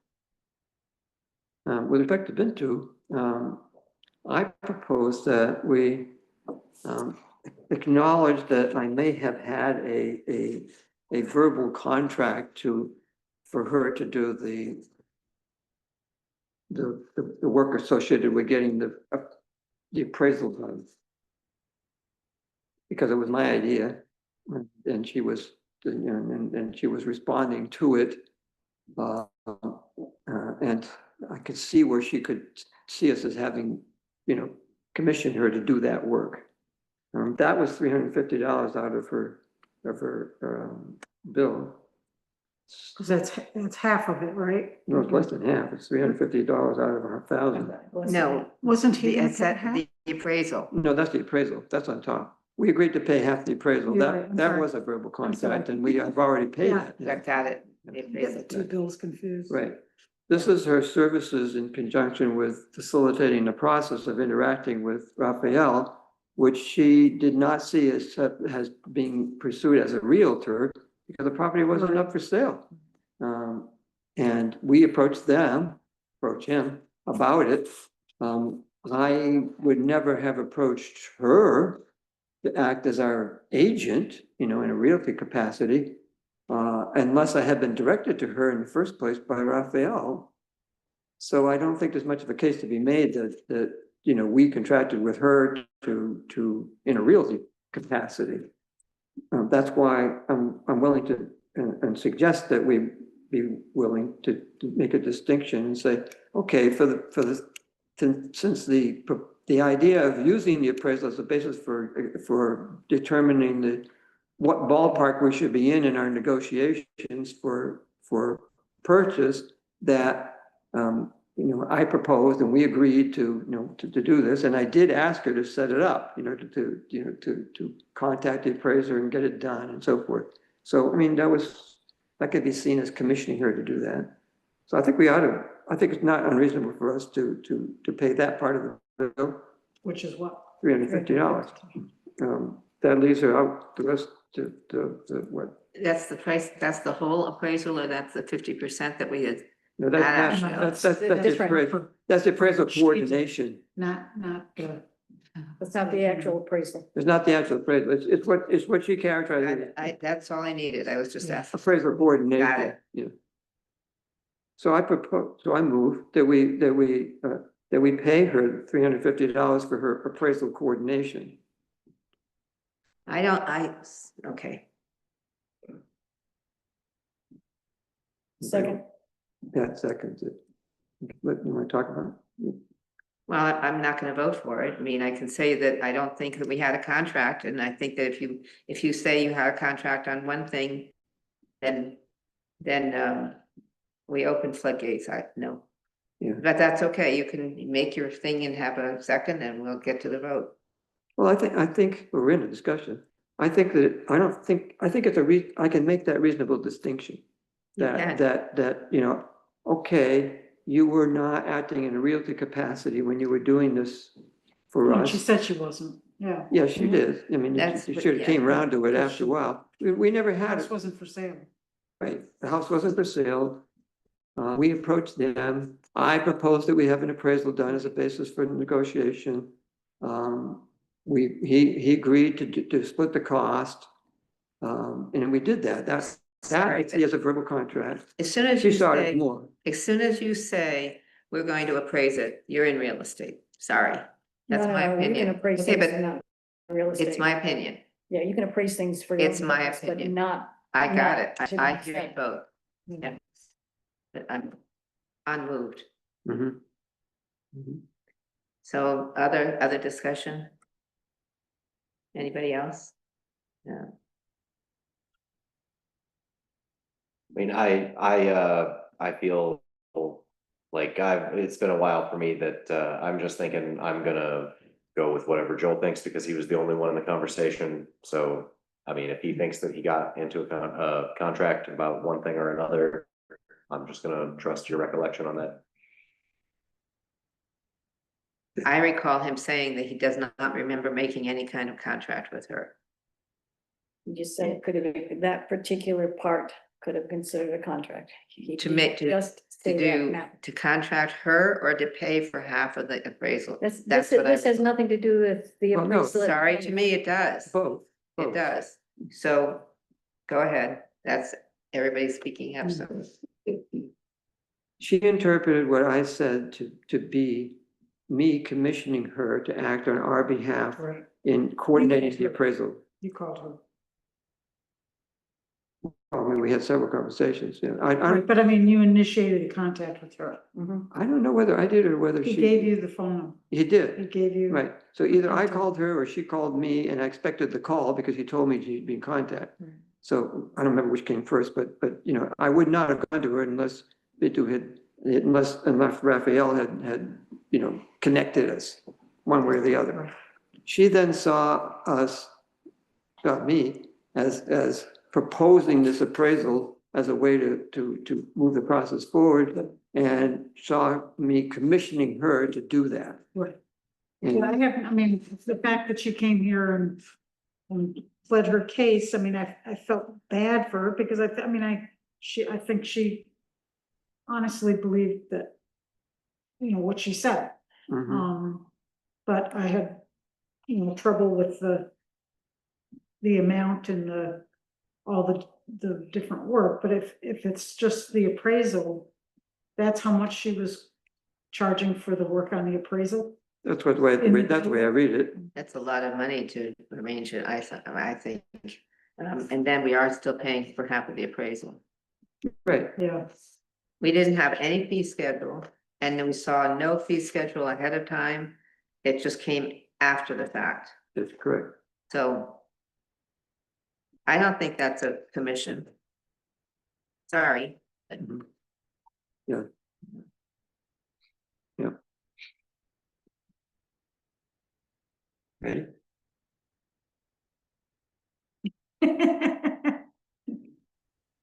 Mariah?